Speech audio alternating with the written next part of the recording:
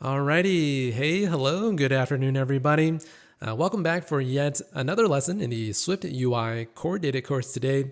I certainly hope you're doing well out there, and I also hope you're ready for today's exciting video. Now, today's lesson, I want to show you guys how to persist a many-to-many core data relationship inside of your application here. And before we get to that, I want to show you guys where we left off in the last video. So in the last lesson, I pretty much ended on the add transaction form here. And now I'm able to kind of select my categories by clicking into this page here. Going back, and you'll see a list of categories showing up here. And what I want to actually do is I want to hit the save button right on the top right. And the moment that I do that, I want to actually persist all of my categories onto my transaction. I'll show you how that looks like right here. So a transaction with many categories like that. Let's use 1, 2, 3, and I'll use these transactions here. Let's just, for funsies, click on a photo. We'll use the Mac Mini here, and everything looks pretty good with my transaction, right? I'm going to go ahead and hit the save right here, and now you'll see the Mac Mini, and it shows up with these three categories as tags for my transaction. So how do I go about doing that, right? Well, the easiest way is to go into your core data model file, which is this bad boy on the left side.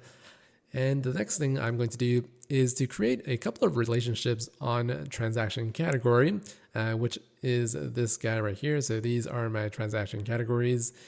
And I'm just going to click on that guy. And for the relationship, I will click on this right here. So for the actual category, it's going to have multiple transactions. So I'm going to use transactions with a plural S. And for the destination, I'm going to use the card transaction, which is that guy right there. For the inverse, you don't have anything to select for now. And the next transaction to make is, or the next relationship, is to go inside of transaction. And then inside of here, I'm going to create this kind of a relationship called categories like so. For the destination, I'm going to use the transaction category, which is this guy here. Now, the interesting part is that once you create this relationship, right, you can click on the inverse right here, and it'll be the transactions like so. And if you click on that, you'll see the inverse is now saying categories. So once you have this relationship set up with this inverse like so, the thing that you can do on this relationship is to click on the top right, and you'll see there's a type right here. In the last section, I showed you guys how to create a kind of a one-to-many from cards to transaction. And then now you can actually create a many, so to many like so for a transaction category. And you'll see this M show up right here. And what this means is that a single category can belong to many transactions. So in other words, if I go back to this page right here, you'll see I have a lot of different categories that belong to many different transactions. So electronics belongs to this guy right here. If I swipe over here, it also belongs to the Sony DSLR right here. And the last change that you have to also introduce inside of your model is the card transaction. So for the categories right here, I also want to persist many categories per transaction. That's kind of how I think about it. So go on to here and also modify this to be a too many relationship type as well. So again, here is my categories. We have too many right here. For your actual category, it is also going to map to a many transaction relationship like so. If you don't set this up correctly, the code's not going to work. So make sure you have this set up, and I think you're ready to go. All right, moving on here, let's go back to our add a transaction form and close out of the top right panel right there. And the last thing I'm going to do is I'm going to head down to this save button. And it's kind of all the way down here. So here's my save button. So it looks pretty good. Last thing I'll do is for the actual transaction. So transaction right here, there's now this categories variable right here that also kind of maps to transaction category like so. And then the last thing I'll do is I'm going to hit enter right here and try to set this guy up as the self dot selected categories like that. Now, I don't know if this is going to work just yet. You'll see that it says that cannot assign value of type set transaction category to this kind of NS set thing.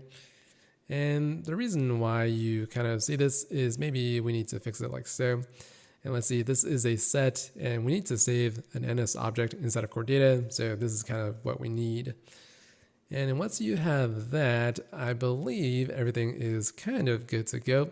I'm gonna hit the resume and you'll see that I'm able to create a transaction from the main view. So this is gonna spin for a little bit. What I'm gonna do is I'm going to go back to my main view.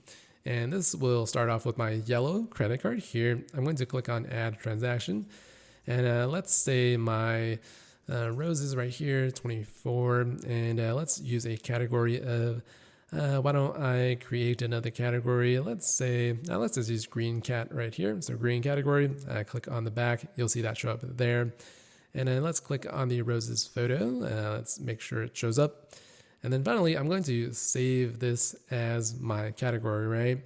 And well, you can actually have more than one single category. So I'm going to click on another category right here. So the red, and I'll go back like so. And now you'll see two categories. And I'm going to hit the save right here. And you'll see now I have my roses showing up right here. And let's kind of see if my categories are being persisted on this transaction, right? So I want to see like these two tags in the red and the blue show up right above the photo. I'm going to make that check by going into my transaction list view, which is this view right here. And for each one of my transactions, they're being rendered inside of this card transaction view. Down here, you'll see the transaction name, the actual date using the timestamp right here. And then down below, here's my photo. So photo data, that looks pretty good. And so right above my photo, I'm going to use a for loop somehow. And let's just see if I can use for each like that.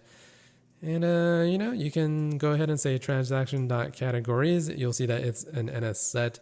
And again, I showed you guys this little trick in the last video, but let's use category right here. And let's say in. So there might be an error that shows up in just one moment. And it says that you can't really use this categories as this kind of for each iteration. And the way I'm going to fix this is just use an array. This will be the array of your transaction.categories like that.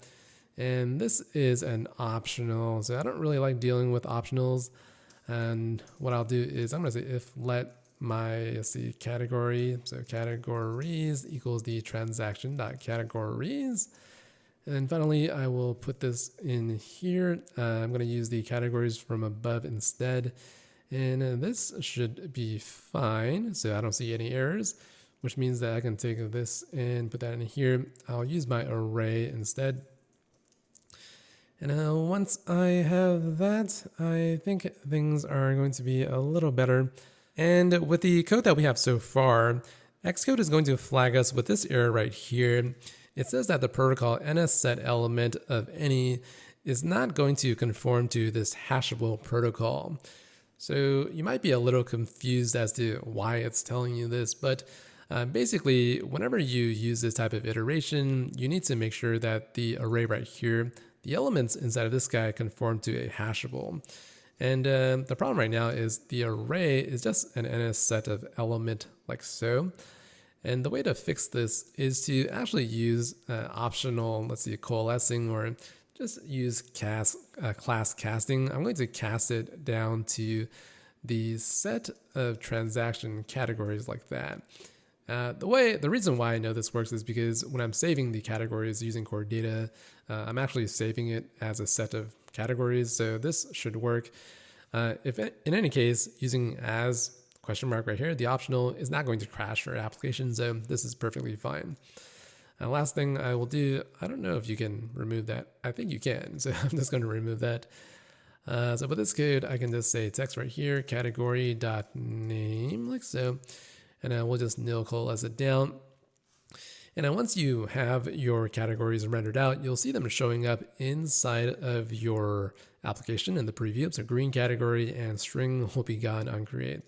So I'll create some better categories in a moment, but you see I have this code here. If I want to render things out horizontally, you can simply wrap everything inside of an H stack like so. So let's use that. That's going to wrap everything horizontally. And then what I can also do is I can use the color of my category. This again is a little tedious to type out, so I'm going to go back here and copy the color code. I believe the color code is right here. I'm going back to my main, let's see, transaction list view, and inside of here, I'm just going to paste that code there. Might need another H stack. We'll see. I'm going to paste that in here, and this is my color. So this looks like the photo data, so that doesn't look all that correct. I'm going to go back to my add transaction form, and let me take the color code, which is kind of right here instead. So this is my category color code. I'm going to go back to my transaction list view, and I'll paste that in here instead. So that looks pretty good. Here is my color from my category. And the last thing I will do is, let's just do this here. I'm going to paste that in here first, and then I'll hit Command Option P to make sure my resume works out correctly. So that looks pretty good. I'm just going to give this the background, say background, and use the color from above. And once I do that, you'll see I have something that looks a lot better. My categories, the color as well as the name is now being rendered out inside of my preview. If you want to give your, let's say your font, the foreground color of, let's see, .white, you can do that as well. If you want to give this some padding value, you can do that. Let's see, the padding of, let's say vertical of, I don't know, 8. That looks pretty decent, I suppose. Let's use value of 6, might be a little better. And let's see, padding of horizontal. What's a good value? I'll use the value of 8. And, you know, so far that looks pretty good. Obviously, you can modify this to whatever you want, and you should be okay. All right, so not too bad. And you see with the long categories, it appears to be rendered out on 2 lines, but, you know, that's kind of okay. Last thing I will do is maybe I want to align everything on the left edge. The way I'm going to do that is to wrap everything inside of a either a V stack, or I can just use a spacer at the end here. I believe that should work. If you want the categories right here, right? I notice they kind of flip around from left to right. So if I had a space here, it might flip to the right side. I'm not really sure. So the categories don't exactly have a set order, and that's a little unfortunate. Maybe I want to give this a font. So system size of, I don't know, 16, weight of semi-bold, makes that look just a little better. Now, regarding the ordering of your categories, right? I showed you guys the last lesson inside of this file using this really kind of a wonky bit of code. You can actually sort your categories using this timestamp here. So that's what I will do. I'm going to go back to my kind of transaction list view here. And let's kind of just do this right here. So this is my sorted timestamp categories, and here is my, let's see, I am going to go ahead and use the categories right here. Let's paste that in here, and this guy should be relatively safe. I'm going to paste that in here. And finally, I'm going to hit Command Option P. My code looks okay. And now my categories should not be flipping around, and everything should remain pretty safe. So last thing I'll do is, let's say I want to delete these categories, right? What do you think will happen?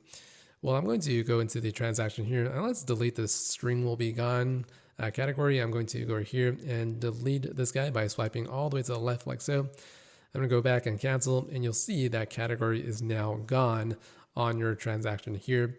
If you do the same thing with a green category, that transaction will disappear as well. So the last thing to do is to make sure all of this is working correctly. Let's use the random transaction, say like that, 555. Let's pick the category. Let's delete this guy right here and maybe delete that guy. And I'll say electronics right there. Pick on the red color, create right here, click on that. That looks okay. That'll be brought out over here. And then finally, we'll just select any photo that you want. We'll use that and hit this save now. And once you do that, your application should be showing with the electronics right here. So that's pretty much going to wrap it up for today's lesson. If you guys have any questions, please let me know down below. And I'll see you guys in the next video. Bye. Alrighty. Hey, hello, good afternoon, everyone. Welcome back to another video in the SwiftUI Core Data course today. I really hope you guys are ready for today's video. Now, before I start diving into some more code here, I want to quickly remind you guys where we left off in the last lesson. And basically, inside of our main view, we can now persist our transactions below. And the transactions are also showing the categories in the red here. So for example, if I click onto here, click on select categories, I can click on these two categories here and then go back. You'll see those two categories below, and we'll just hit test here and 1, 2, 3. And we'll just omit the photo for now. The save, you'll see the test transaction appear right above there. So pretty good stuff and nothing too hard. Today's lesson, I want to quickly talk about a couple of different topics here. And the first topic is regarding this add transaction form. And so if you notice, every time I pull up this add transaction modal here, the categories section is kind of blank, right? There's nothing really pre-selected. So what I want to show you guys how to do is to build out this functionality here. In this version of the app, every time I pull up the add transaction form, you'll see in the middle right here, I'm already pre-selecting one of the categories. And if I click onto categories, you'll see I can also, see the check mark here, and also click on electronics, and you'll see that below. So again, I want to show you guys how to perform this feature called pre-selecting some entity inside of core data. And this is very useful because if you have an application, right, chances are you might want to show some data that's already pre-filled in a form. So this exercise should be somewhat helpful. All right, so that being said, let me get started by going back into this actual form, which is the add transaction form right over here. All right, so the question is, how exactly do I want to perform this pre-fetching or this pre-selection of my categories, right? Well, you know that inside of core data right now, I have two entities stored, right? The electronics and the green category here. And I just want to, perhaps select the first one and have it pre-filled inside of this section here. You see, I already have pre-filled office supplies. The way to do this is to go inside of your form, right? And just, create a custom initializer.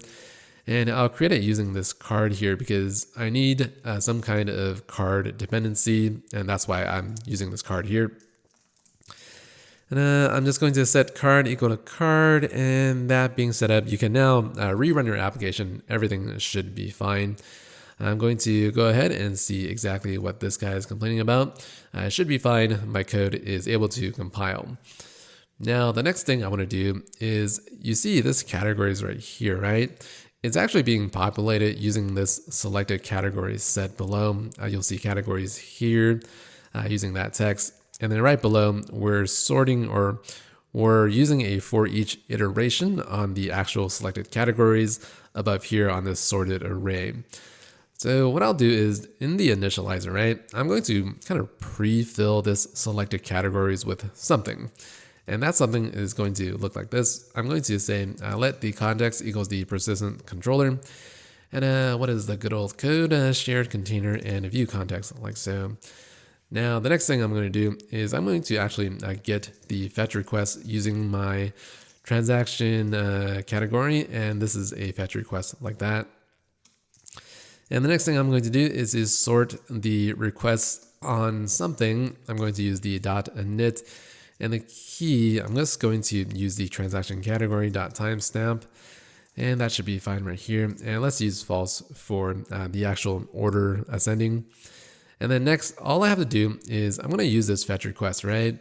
And you can say context.fetch with the actual request. And it's going to fetch all of the transaction categories that you have inside of your app. And it's going to return an array of electronics and also green category because that's what I have stored so far.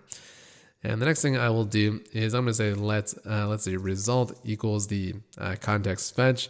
And I believe this guy is going to potentially throw an error. So I believe you have to do something like this. And then next, I'm just going to say do, put this guy in here, and then use the potential catch. So let's say print fail to pre-select categories, like so. And then print out the implicit error that you get. Okay, so that looks pretty good. Let's see, my code is looking a little bit wonky here. So using transaction category timestamp, I believe I have to set something else. And it looks like the key has to be some type of string instead of this date here. And the way I'm going to fix this is to just simply use this, paste the timestamp in here. And once you have that change, your code should be fine. Now, the result that you get back from your fetch, kind of context fetch right here, is these two categories inside of an array. The last thing I'm going to do is for the actual selected categories below, right? I'm going to go ahead and insert the first element inside of my category. In other words, I will say insert like so with some kind of member. I'm just going to say let first equals result.first like so. And we'll do optional if let binding like that. And I will paste in the first result.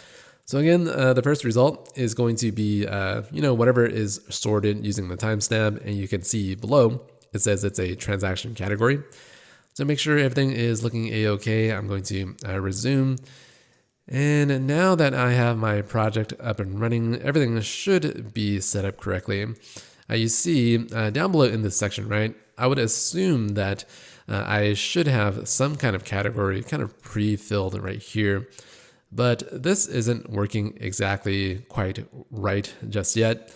So what I'm going to do is I'm going to do a couple of things here. Instead of using an insert like this, I'm going to set the entire category. So in other words, I can say this right here. So self underscore selected categories equals dot init. And the initial value is just going to be this set right here. And that should be fine. So whenever you use this syntax, it might look like an array, but it's actually the syntax for a set. So it's just using this to kind of infer what the type is. So use this bit of code here. And what's happening is you're fetching the very first category inside of your core database. And then it's just pre-filling the selected category set with the first object that comes back. So that's kind of how everything works right now. You see, whenever your application starts, right, the category of electronics is already pre-filled inside of your form. And this way you can click into here. And if you don't want to, click into too many things, this category is already kind of pre-selected for you. Okay, so that's kind of how the pre-filled selection works inside of this application so far. And again, this should be really useful if your application needs a lot of kind of form data entry. All right, that being said, let's move on to a different topic inside of our application. Not completely different, but slightly off topic here.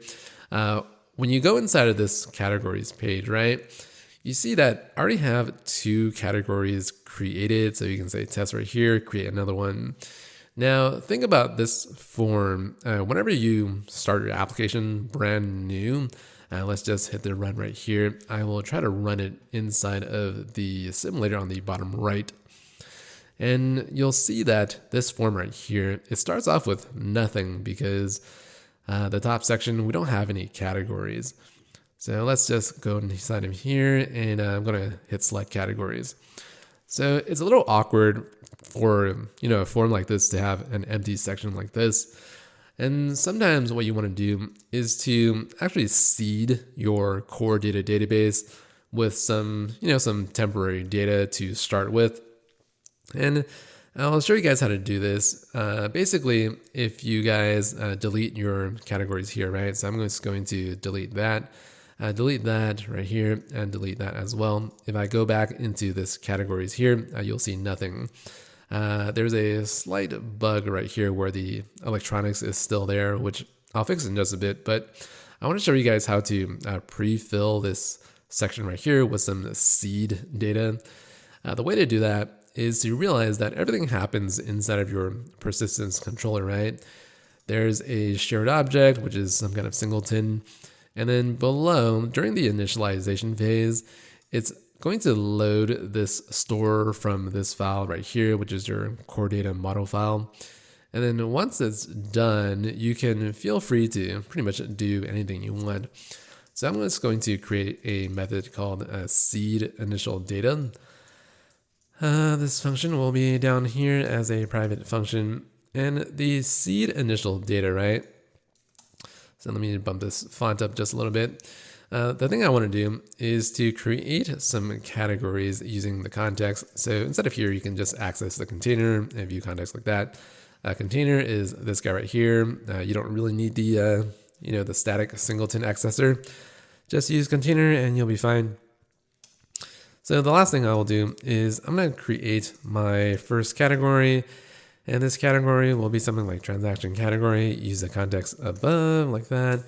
And let's just create the category name as, let's see, office supplies. That will be my initial category.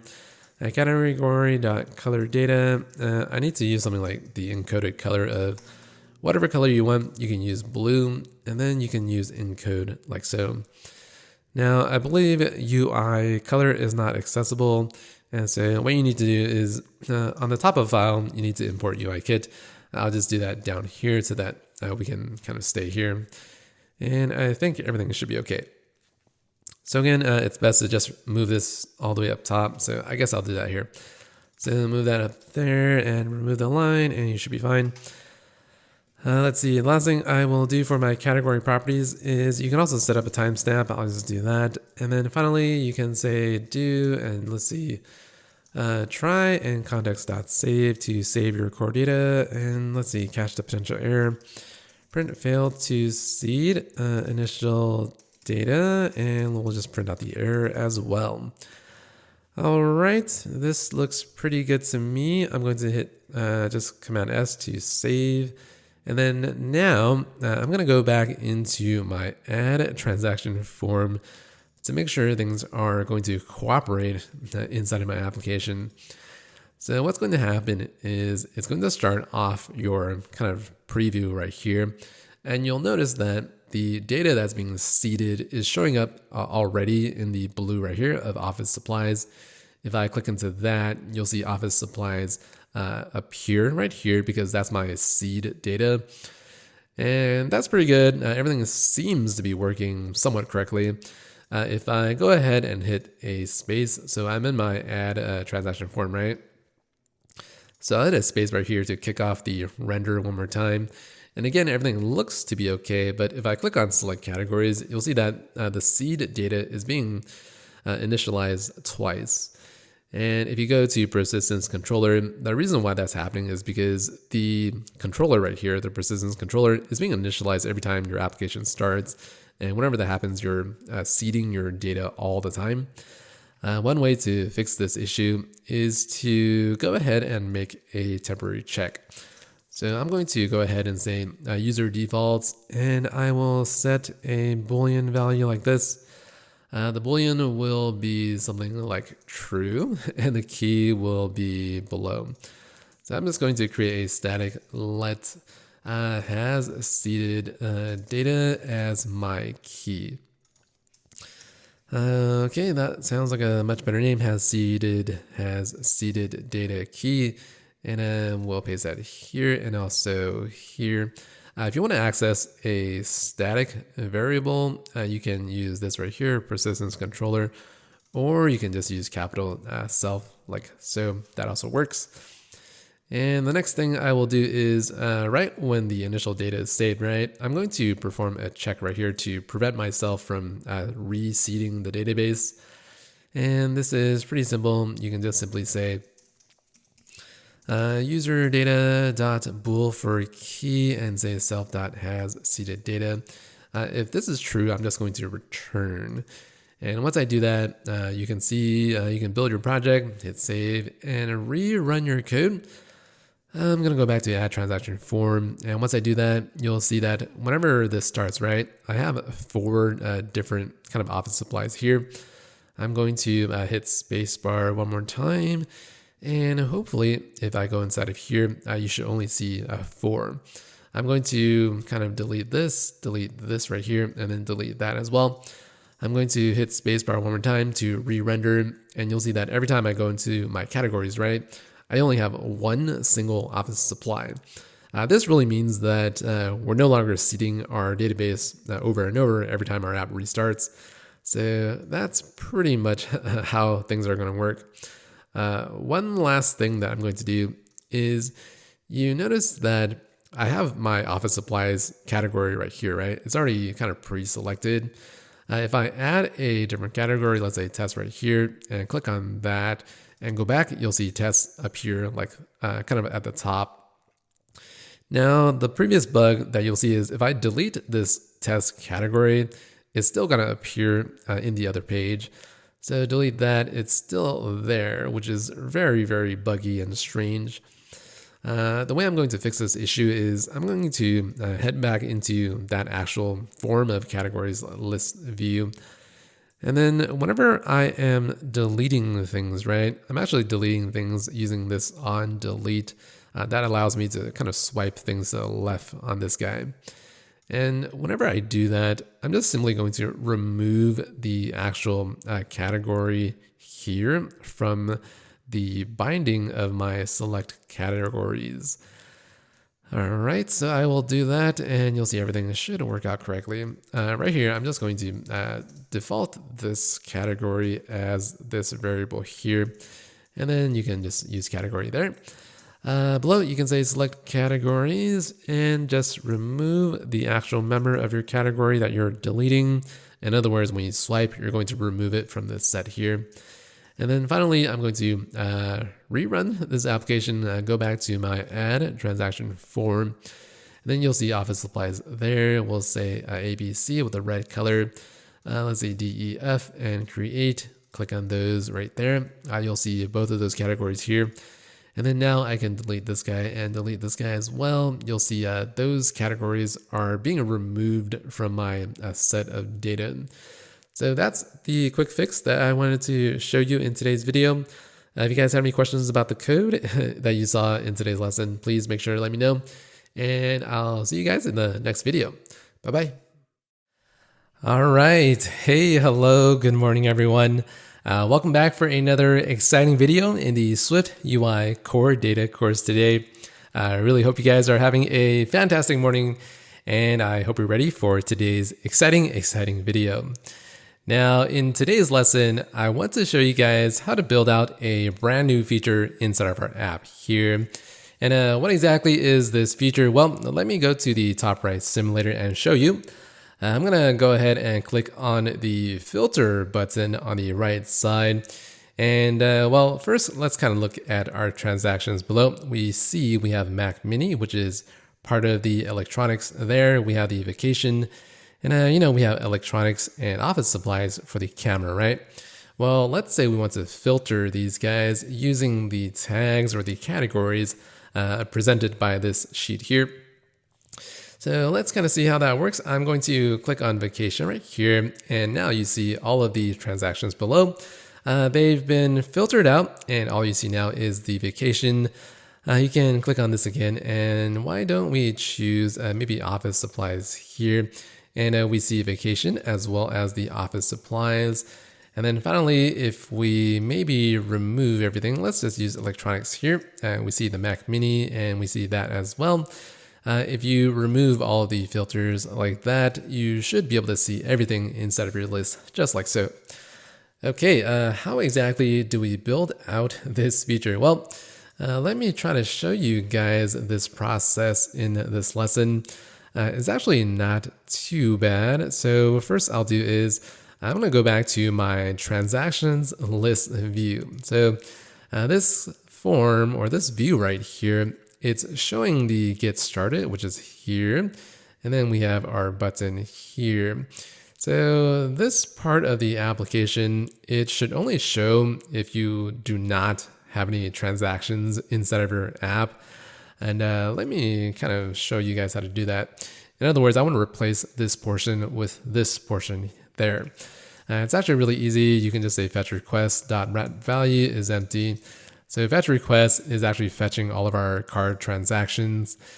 And I'm just going to paste this code right inside of here. So you can get all of it up to the full screen cover. Paste that sucker there and, put an else case here. You can grab this and use the command option left bracket to move the code up. And now everything is showing up pretty nicely inside of my view on the right side. The next thing I want to do is you can add the transaction and filter button somehow inside of your application. And let's see, before I do that, the first thing I want to do is you see this full screen cover, it's showing my add transaction form here. And I don't want to put it inside of this if check. I want to have it exist on the overall parent component. So I'll just move that down here. If we don't do this, there might be a slight bug. So just move that down there and your code should be fine. Next thing I'll do is I'm going to start rendering out the add transaction and the filter button on the right side. So here is my spacer and text. And let's see, add transaction is on the right side. Now for this, it's going to be a button and I'll just say add transaction button like that. It's always a good idea to create your variables as the separate view builder, guys. So var sum add transaction button like that. View and just put that in here. I think we should be fine, but I'll use a button instead. For this guy, I'll paste that in here and I'll hit Command Option P. So what exactly is this guy complaining about? Well, let's see, add transaction button in the scope. So can't find that guy. So what exactly is happening? Well, this guy down here is not exactly spelled correctly. So we'll make the adjustment here.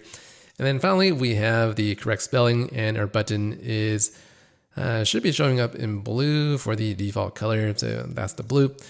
And now all that's left is to start customizing the look and feel of your button. This is pretty easy. Why don't I show you how this is done? Nothing too bad with typing out some code here. Let's say foreground color of, let's see, system background. I believe that's what I need. And now we have the black and also the white font. So I'm using this to, support dark mode. Hopefully you guys are aware of that by now. That looks okay. And let's see, let me give this guy some padding. All right, so the usual trick is just use horizontal and vertical. And let's see, vertical, spell that correctly. And 6 right here. Once I do that, you'll see your button showing up like so. If you want to make the font appear a little thicker, use maybe bold or semi-bold. Either one works fine. And now we have our add transaction button here. Next thing I'll do is, why don't we toggle this guy? So it should show add transaction form. I want to make sure every time I press this guy, I see my form just like that. And yeah, everything looks like it's working correctly. Now what's missing is the actual filter button. So before I do that, let me use horizontal padding on the H stack just to push it away from the right side edge. And looks good, looks good, looks good. Fantastic. UI code is a little bit tedious to type out, but this is something that you have to do from time to time. And let's see, I just copied over the filter button and this guy should be something like filter. All right, so hopefully I typed out this code correctly. And now we have plus filter on the right edge. On the kind of finished version of the app here, you see the filter button is this 3-line circle. And that 3-line circle comes from this here. I'm just going to copy over some code because typing this out is a little tedious. So I'm just going to copy and paste that. It's an H that contains an image with line horizontal 3 decrease circle and filter. If you guys want to see more like images that belong to the system, it's available in SF symbols. And you can kind of see it's rendering out this circle right here. Let's see, SF symbols beta is this right here. You can actually kind of just see right here, you can say line, and you'll see all of these lines show up. And if you type in the horizontal, you can, kind of see that horizontal line as well. So, again, there are all these buttons that you can use. You can just right click and copy name or image or symbol, and, you should be fine. All right, so I'll provide a link down below if you guys want to download that, but it's called SF Symbols. Okay, now with my application slowly looking a lot better, next thing I want to do is I'm going to start rendering out this sheet. So what exactly is this sheet? Well, I'm going to go up to my state variable here and add private var should show filter sheet and set this bad boy to false. I'm going to copy that guy, and every time I hit this filter button, I want to toggle that. And then now I want to attach a sheet onto something. So, we've been using full screen cover to present a full screen modal. And if you want to present this kind of non-full screen modal right here where you can drag, you can simply use a sheet like here. So should show sheet is that. I don't care about the dismiss, so that's fine as well. The content, you can do this. So you can enter, and I'm going to say something like filter sheet, like that. And this filter sheet will be a component that I create right below. All right, so what exactly is a filter sheet, right? Well, I'm going to create it right outside of the actual kind of component view right here, and this is fine. So body view and a navigation view like so, and we'll create a form right here, and we'll use navigation title and select filters. So I'm trying to build out this right here with select filters, and once I have this, I can resume with Command Option P and hit this filter right here. You'll see the filter sheet being rendered like so. Lastly, if I can do this correctly, I'll hit navigation button with the trailing. And this guy, let's call it the save button. So I like to type this code out separately just to make sure my body doesn't explode into ugliness. Private var save button some view. This guy will be my button action like so. Enter text and we'll hit save. Alrighty. Let me resume the preview, and then let's kind of see what the filter looks like now. Let's hit the space bar, make sure this preview works out correctly, and then we hit the save up here. All right, so not so bad. Again, rendering out UI tends to be a little bit tedious, but using SwiftUI, at the very least, things can be typed out a lot faster compared to UIKit. All right, having said that, why don't we start rendering out the actual categories inside of our application, and after that, we'll maybe start performing our actual filter. So how do we render out the categories inside of this form? Well, instead of typing out the code again for, fetching categories, you might notice that we already have a lot of the code available here instead of categories list view. And this is really easy to just copy and paste. And so I'm going to copy over the, the view context and also the fetch request for my transaction categories. And I'll just go up here. So the filter sheet is right here, and I'll just paste that code down there. Something else that I can copy over is the iteration on the categories itself. I'm just going to cut and paste, and we'll see what we get. So we are just iterating over the categories, and we're rendering out a button for each one of them. I don't have this selected categories defined as a variable, so why don't we just say var, let's see, that equals the set of transaction categories, and we will re-render. And I've typed this code out many times before. I know exactly what it needs to be. So basically we are rendering out, let's see, this button using this button here. And then the label renders out the color above, and then we have the name right next to it. and then this spacer. And then every time I press on it, we're rendering out this image with a check mark on the right side, like that, like that. And everything looks fine. One thing I might want to check is if I create a new category, will it show up in this filter sheet? Well, I'm going to go inside of here and let's go ahead and say, let's type in vacation and make sure to create a new color. And what do we want to use? Let's use this light blue, aqua blue color, and we'll hit the create and my vacation is showing up. So I'll cancel out of that, hit the filter, and right here. So just like magic, SwiftUI fetches our new categories and it's showing up just like that. All right, not too bad. Hopefully you guys can, follow along with all the code so far. Last thing we have to do inside of our app is to actually perform our filtering. In other words, if I have my, let's see, electronics here or the vacation, right? So the plane ticket should only show up every time I click on vacation here. And that's what happens on the right side. How do I do that, right? So let's say I click on just electronics and I want to click on that, hit the save. I want to show only the electronics in the back and I don't want the office supplies. So the way to do that is I'm going to hit the filter up here. And for the save button, I want to first say presentation mode, so presentation mode. And I want to dismiss my modal every time I hit the save, right? And this guy, we don't have this yet. So let's see, environment, like so, like that, and var, like that. And that looks good. Route value and dismiss. Once I have that, every time I hit the save on the top right filter sheet, it'll dismiss this sheet. And we'll see how that looks like. So click on that. We have this right here, save, and that dismisses. All right, the last thing I am going to do is I want to somehow filter out this page, right? And this is pretty easy if I have a handle of the actual categories being selected here. And this is called the selected categories.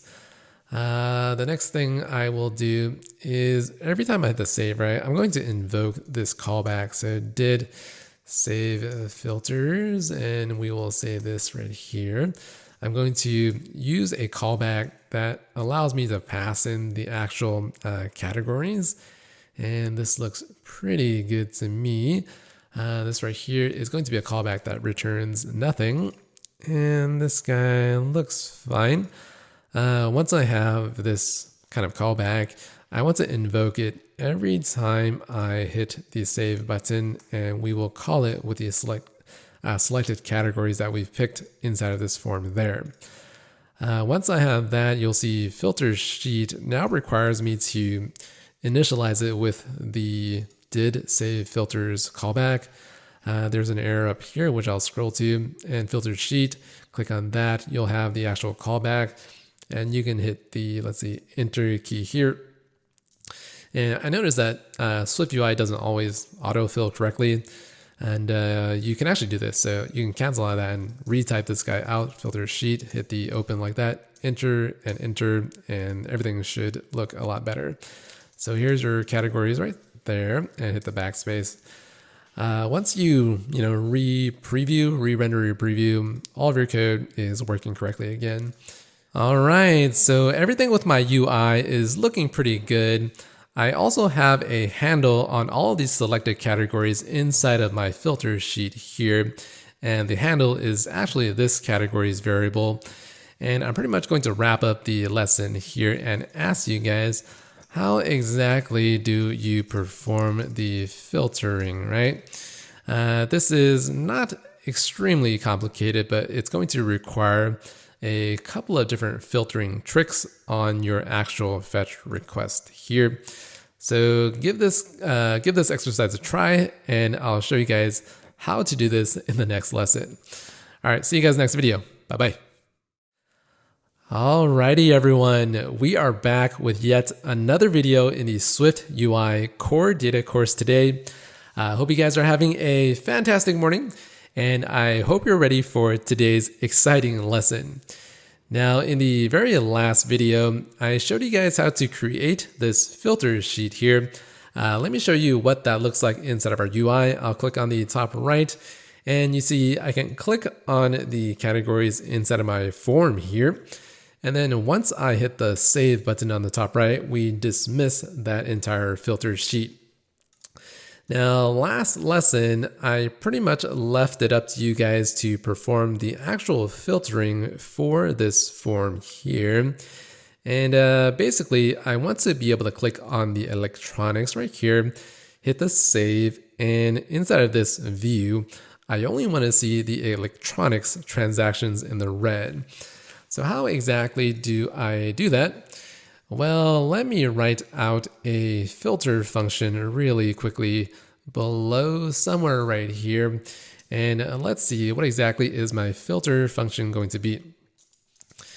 Well, like always, I'm going to use the private function, and I'm going to say filter, let's see, transactions, and I'll use the parameter of selected categories,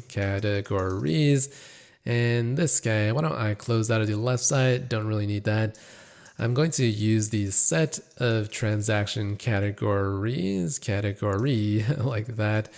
And this function, it's going to return something. Now, what exactly is it going to return here? Well, I want to return a list of transactions that I'll render out in this view. And this is going to say card transaction like that. And that looks pretty good. This function should return something. And this right here, it's telling me that I'm missing the return.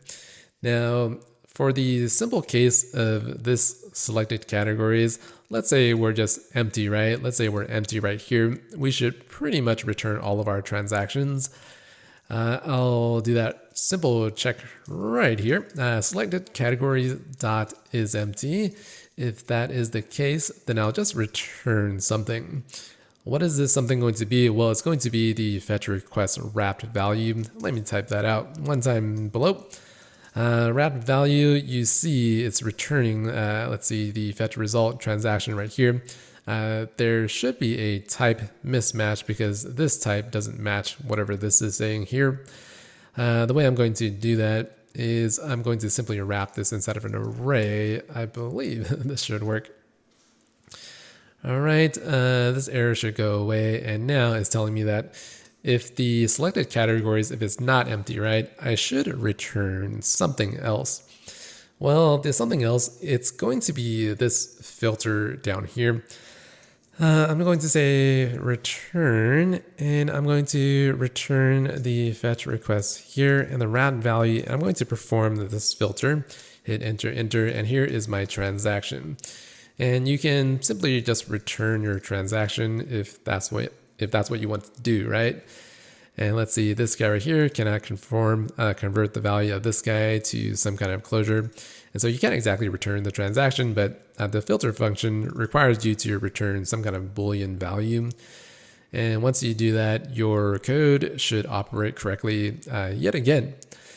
Now, what exactly is the code that needs to belong here, right? Well, the transaction, you know that it actually, let's see, why am I at the top again? Let me go back to my filter transactions code.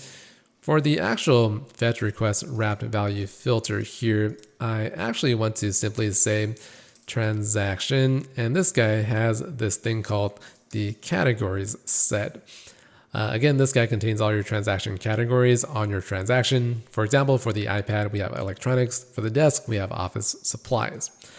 For this guy, you can use a for each loop to just iterate through the entire set. And right here, the actual element is your category object like this here. And I'll just remove the code like so. Now, I don't really want to return the true. And instead, here's what I'll do. I'm going to use a variable up here, and let's say should filter. And let's say set this guy equal to false. Now, maybe should filter is a bad name. Should keep is a much better name. So whenever I iterate through the transactions right here, or the categories rather, I want to check whether or not the category belongs to the selected categories inside of my filter. So inside of the filter here. And the way I'm going to simply do that is I'm going to iterate over selected categories, and I'm going to say for each like so, hit enter, and then enter again. And then you can use the check of this. So you can say if category equals C, then just return true. So you can do something like that. But you don't exactly want to do this if you don't need to. So you can simply say if the selected categories contains the member of the category on the transaction, then you can say should keep. So I'm going to just use an if check right here and just say true like so. And then at the very end, I'm just going to say return should keep like that. All right, so hopefully nothing too bad with this function. Basically, I'm just filtering on these selected categories. I'm iterating over all of the kind of transactions inside of my list here. And if the categories is being contained, then I'll just say, okay, I'll keep it by using this right here. Now, one thing that you'll run into is the category right here. It doesn't know that it's actually a transaction category. So let me show you what it sees. It sees that inside of Xcode, it's an NSSet element. And you can use the fix. Let me go over here, and you can use this fix here to cast it into the transaction category. This code, it's perfectly fine, I suppose, but I always avoid using the force unwrap anytime I can. And let me show you a better fix. I'm gonna say let categories equals transaction categories like so, and I'll use optional binding, and I will bind it to the set of transaction categories like that instead. And the moment that I have that, I can pretty much use this. So categories, and I'll just paste this guy in here, and now your code should function correctly. So if you look at category now, right, this guy, it actually will tell you that it's a transaction category because the categories array is being casted using this guy here. All right, looks like my code is okay. I no longer need this right here. And it's always better to avoid force unwrapping.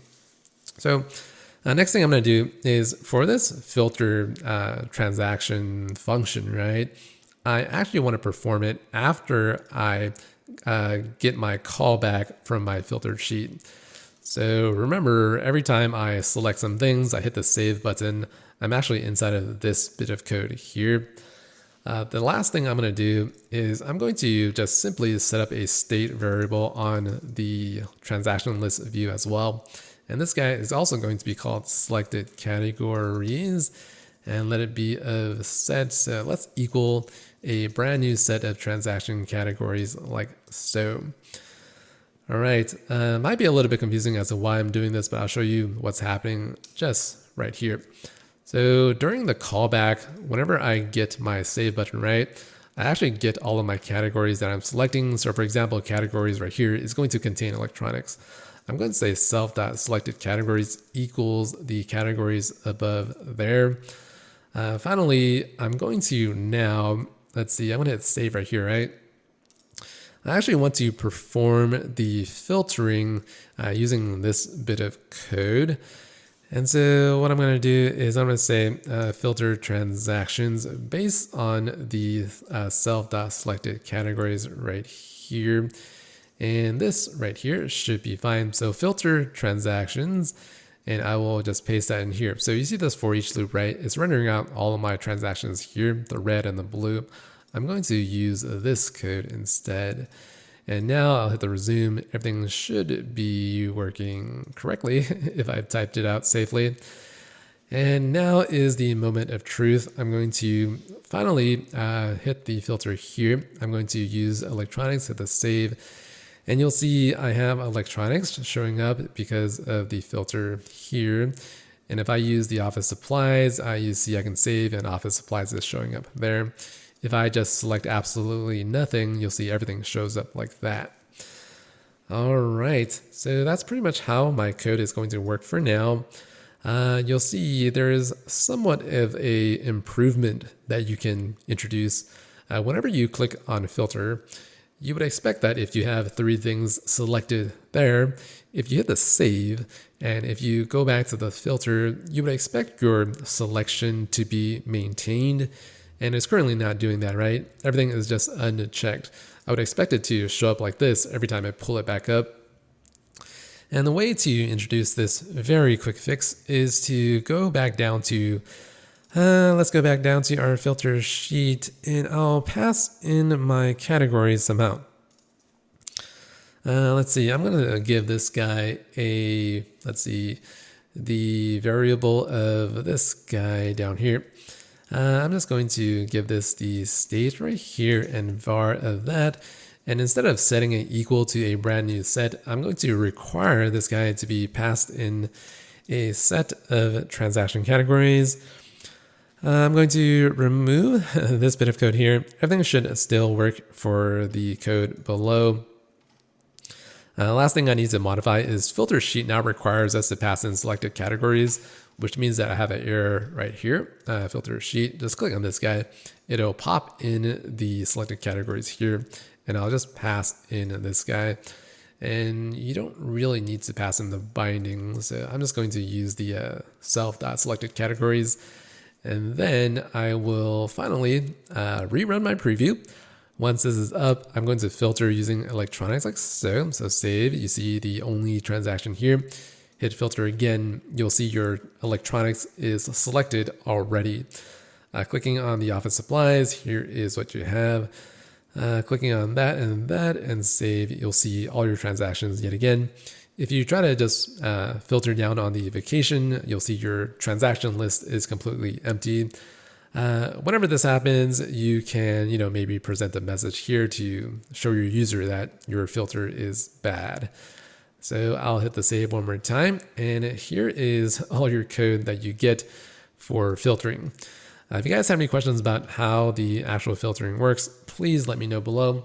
One thing that you might be concerned with in terms of this filter is that the filtering is sort of going through a n square-ish algorithm. So what I mean is you are filtering based on the number of transactions you have inside of this fetch request wrapped value, right?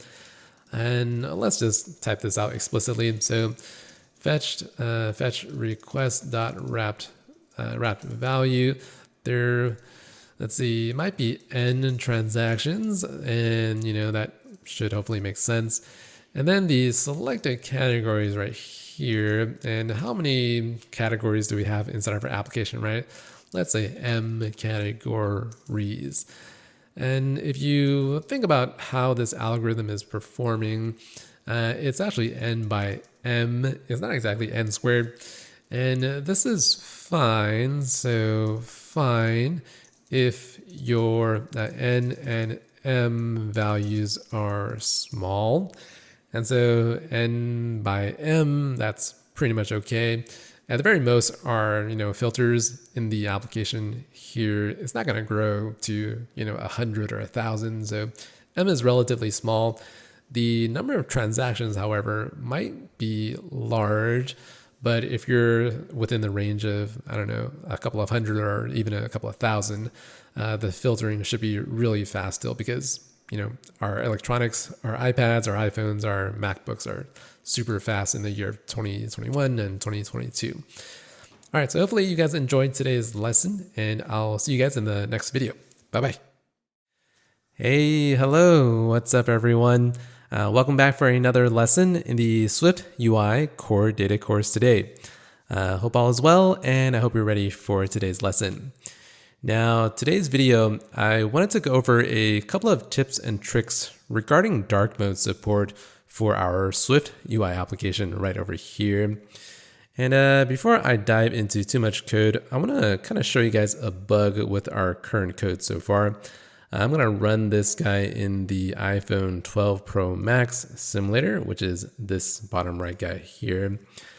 And you'll notice that, our application looks pretty much fine when it's in this light mode here.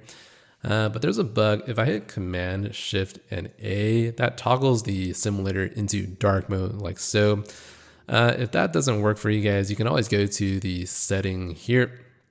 So let me go into the setting and let me find the developer setting somewhere down below here. So developer, you can always use this toggle here to toggle to light and dark like so. All right, so let me go back to my application, right? And you'll see that the dark mode of our app, some of the text inside of our card transaction view here is missing.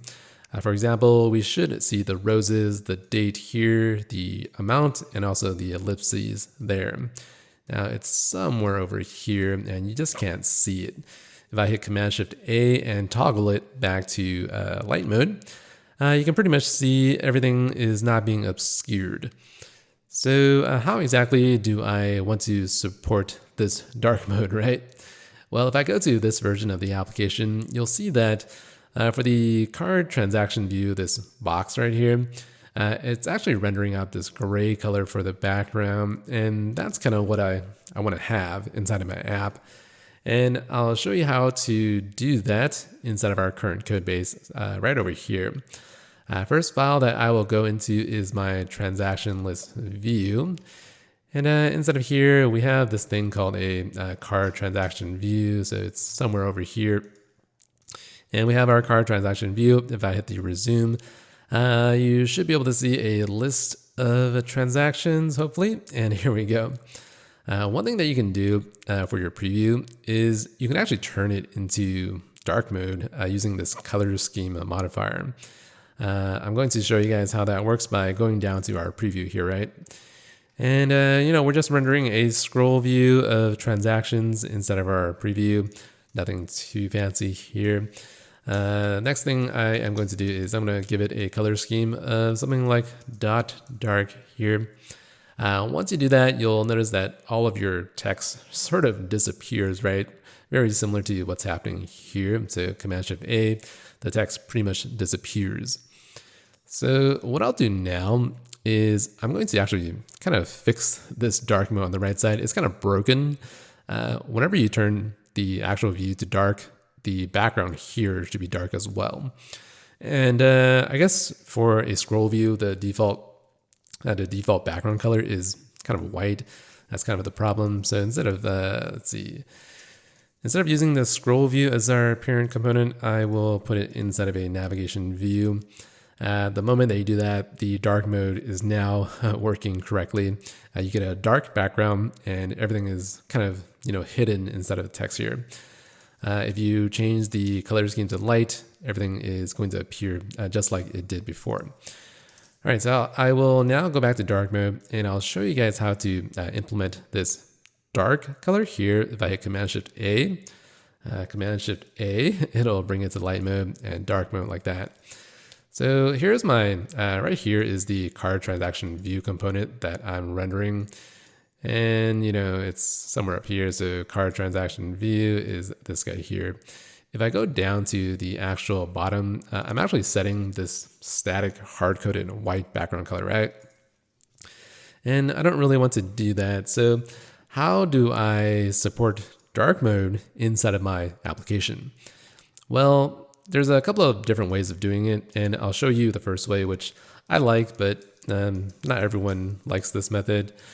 I'm going to declare a color scheme like so, and give it a var, and you can call it whatever you want, but for consistency, I just call it color scheme.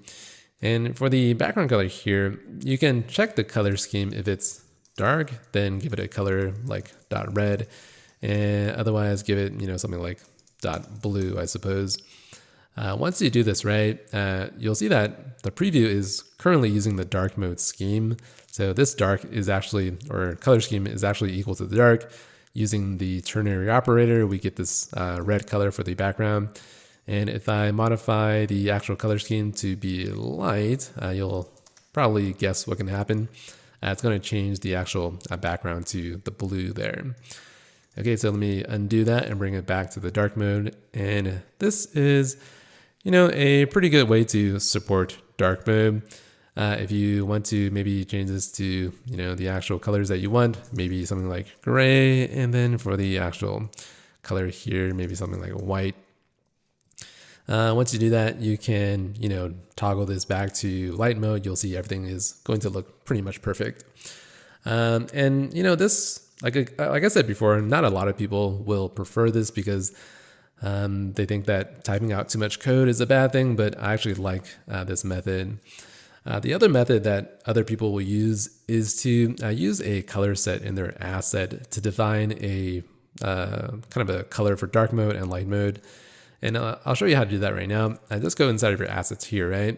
And I've defined this color set called card transaction background.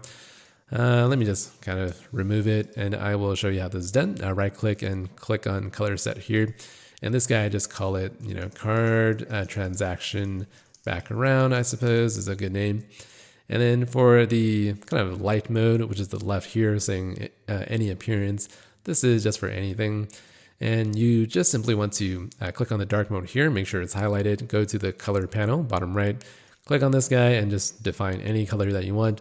I'll use some kind of white color that, has this dark appearance like so. Should be fine. Let's just kind of get this right here. Should be okay.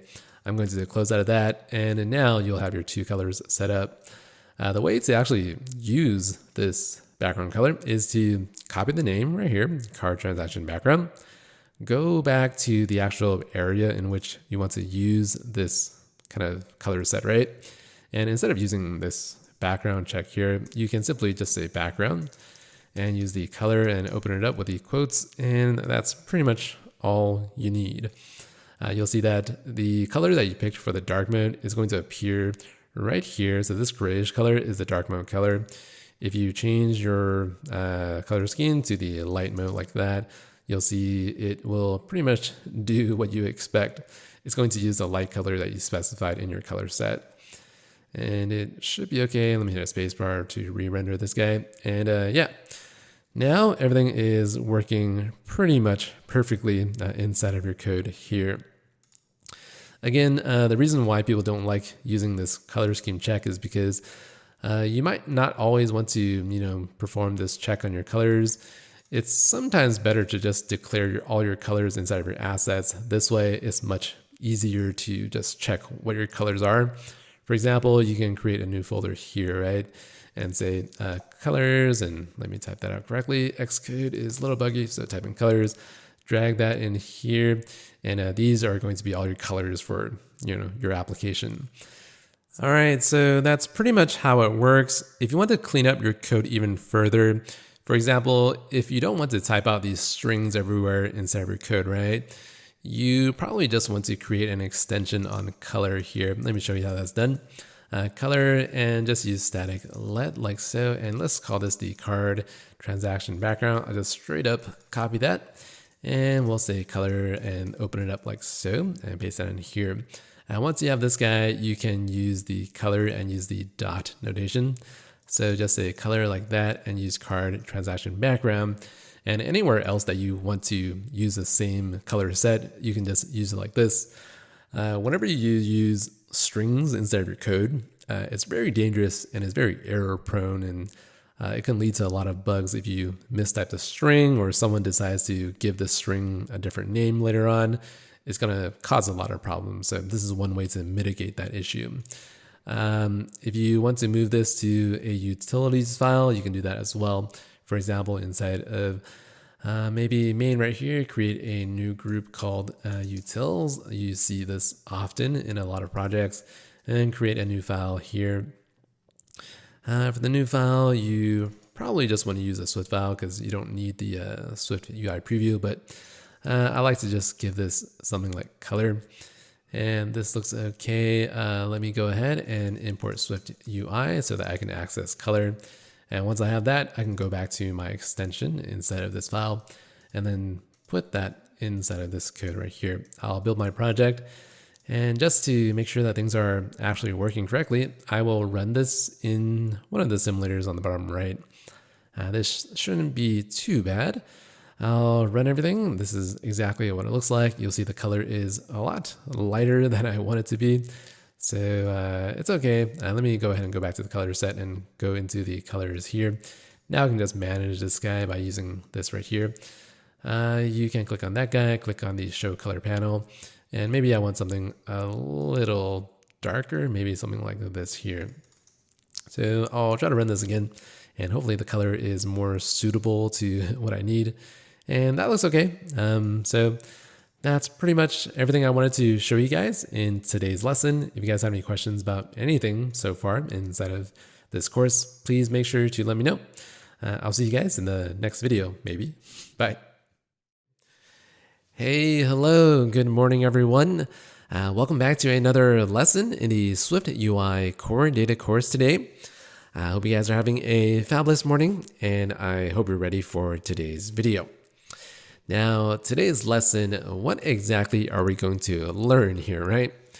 Well, I want you to focus on the top credit card in the black here called Tess, and take a look at the balance of $123 on the right side.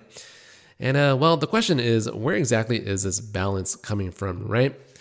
Well, it's actually coming from the transaction list below.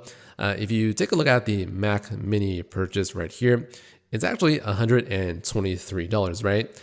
So it only makes sense to actually have that show up as the actual balance right here. If I go ahead and add a different transaction, you'll see this balance, it actually changes. Let me show you that right now by clicking the add here. And let's call this the sample transaction. And I'll just use a value of, let's say, $500.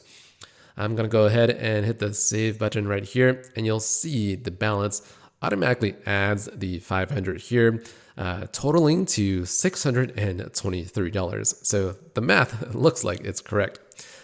Today's video, I'll show you exactly how this is done inside of our credit card view right over here.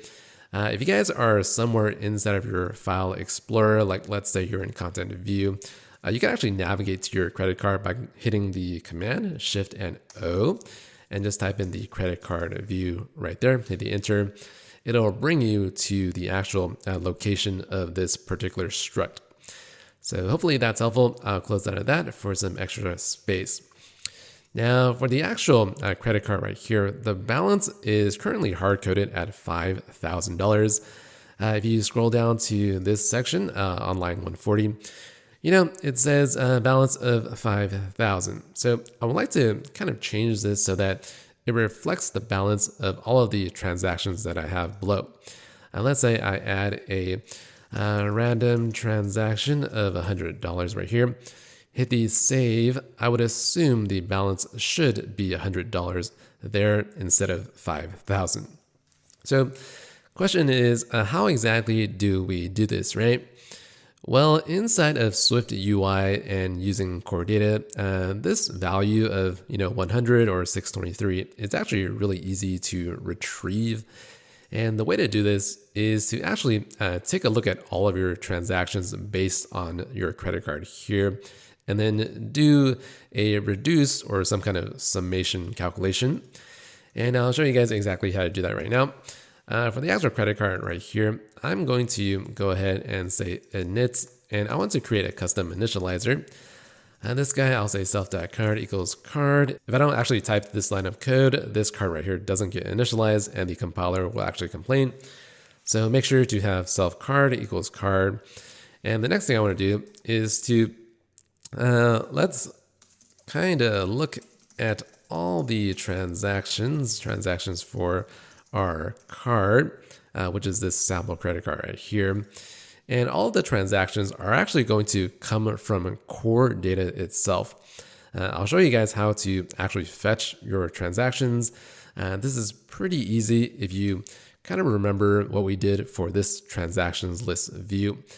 So why don't I go ahead and hit Command Shift O again and say transactions list view. And you can just double click on here and you'll get to this file. And all the way at the very top right, we have something that's very similar to what I just typed out. This guy is initializing our transaction list view with this card, and then we're kind of constructing this fetch request for all of the card transactions for the current card that we're passing in.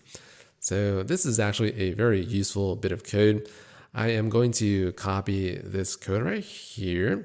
So just copy that. And let's see, I'll just do this one step at a time. I'm going to Command-Shift-O and say credit card view right here and paste that code right there. So currently we don't have this thing called a fetch request. We don't have a manage object context either. So two things that I need to do is to go back. So I'm just going to go back right here for the transaction list view. I'm going to grab these two objects that you declare. Hit the forward right here and then just kind of paste in this bit of code. Okay, so basically my fetch requests of card transactions, they are now going to be initialized inside of the card constructor here. And then every time I, construct one of these credit card views right here, I fetch all of my transactions based on this card. So that's all that this is doing here. Now, once I actually, get all of my transactions, they all are going to exist on this fetch request wrapped value. You see, it's going to be a set of card transactions. So I'm going to go ahead and utilize this value to calculate the balance on all of my transactions. And once I type out the code, you'll see it's actually really simple. I'm going to head down to my body here, and you see the balance of $5,000. I'm just going to use a very, very simple function. So fetch request.wrap value.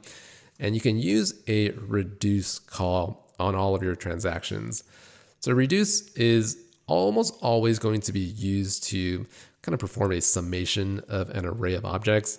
And this is actually really easy to calculate if you use this bit of syntax. So the initial result is basically your starting value. And then you have this next partial result guy, right? You can hit enter right here. You'll get this partial result and the card transaction, and you can actually utilize this autocomplete, but it's actually much easier if you type out the code yourself. Just say brace right here, and the code is going to look like this: $0 plus $1 dot amount, like so. I believe that should be correct. And once you have this, the code should be fine. So I'm just going to type out this right here, if let this equals that, and I'll open up a brace right here. And then I'll cut this code and put that in here. I'm going to go ahead and say if let the balance equals all that stuff on the right side. I'm going to take the balance right here and just slap it inside of that little paren and paren right here. And now I'm going to finally hit the resume on the right side. So this guy, you'll see that with this bit of code that we just typed out, we're now calculating the balance to be $100 here. It has a lot of trailing zeros, but this value actually reflects my transaction below. I'm going to go ahead and add another transaction to confirm my balance is correct. I'm going to hit this right here, and let's say roses, and let's use a value of $200. And you can hit a photo in there if you want, but I'll just go ahead and hit save. You'll see with 200 and 100, my final balance for this credit card is amounting to $300, which is, the correct value. So if you look at the bit of code here, the actual reduce function, here's how it works. It takes in the initial result or the starting value, which is going to be 0 for my summation. And the $0 represents each iteration what your next total amount is. So at the first iteration, this takes in the value of 0, and $1.amount is going to be one of these values of 200 or 100, right? Let's assume it's the bottom one of 100. At the first iteration, this is going to amount to a value of 100, and then it goes on to the next iteration, and $0 will be 100, and then the next value right here, $1 amount, will be the 200, finally giving you the value of 300. So that's just kind of how it works. The reduce function is used pretty commonly in programming, so I do recommend that you learn how to use reduce effectively. Okay, that is pretty much how you calculate your balance. If you want to fix the actual trailing zeros, you can use this right here. Hopefully I can remember the code. So it's always really tricky what this is. I think it's format, and then it's %.2f, and I think just hit comma and balance. Okay, so the .2f means that you leave 2 trailing zeros. If you hit 3f, you'll have 3 trailing zeros. So that's kind of how it works. Obviously, you can modify this to be whatever you want, but in the United States, we have a trailing value of 2 zeros. Okay, so that's pretty good. If you guys want to kind of change the credit card limit based on the balance, you can do that as well. So for example, typically, in the United States, the credit limit will reduce based on how much your current balance is. So right now, credit limit should be about $9,700. If you guys want to learn how that's done, I'll provide the code in the downloads below and also probably in the description as well. So that's going to wrap it up for today's video. If you guys have any questions, please let me know below. I'll see you guys next time. Bye-bye. Hey, hello. What's up, everyone? Welcome back to another lesson in the SwiftUI Core Data course today. I hope you guys are having a wonderful morning, and I hope you're ready for a brand new section of the course. Now, today's lesson, along with the next couple of lessons, I want to show you guys how to provide support for the iPad device along with our, regular iPhone devices here. Before I dive into too much code, I just simply want to run our current code base inside of the iPad Pro 9.7-inch device here. I'm just simply going to hit the run button, and it's going to launch inside of the iPad Pro right here. I'll drag this guy to the left side. Now, by default, our application is going to look like this. And basically, inside of SwiftUI, if you have a navigation view, it's going to show this left panel here. And you see in the back, we have our navigation view. If you flip this guy over to the portrait orientation, it's going to have this view with the top left. Click on that. It'll slide in this kind of split view on the left side menu here. And if you click on the right, your application will dismiss this menu. So nothing too bad. If you add your card, you can add a test card. Let's see what this looks like as well. Hit a save, you'll see your card show up right here. And hitting a transaction, you'll see the transaction below. So again, that's pretty good. But for the iPad device, I actually want to support a totally different layout because I don't think this layout works that well. So in other words, let me drag in the iPad device that I have ready, which is below. I'll drag this up right here. A lot of devices on my screen right now.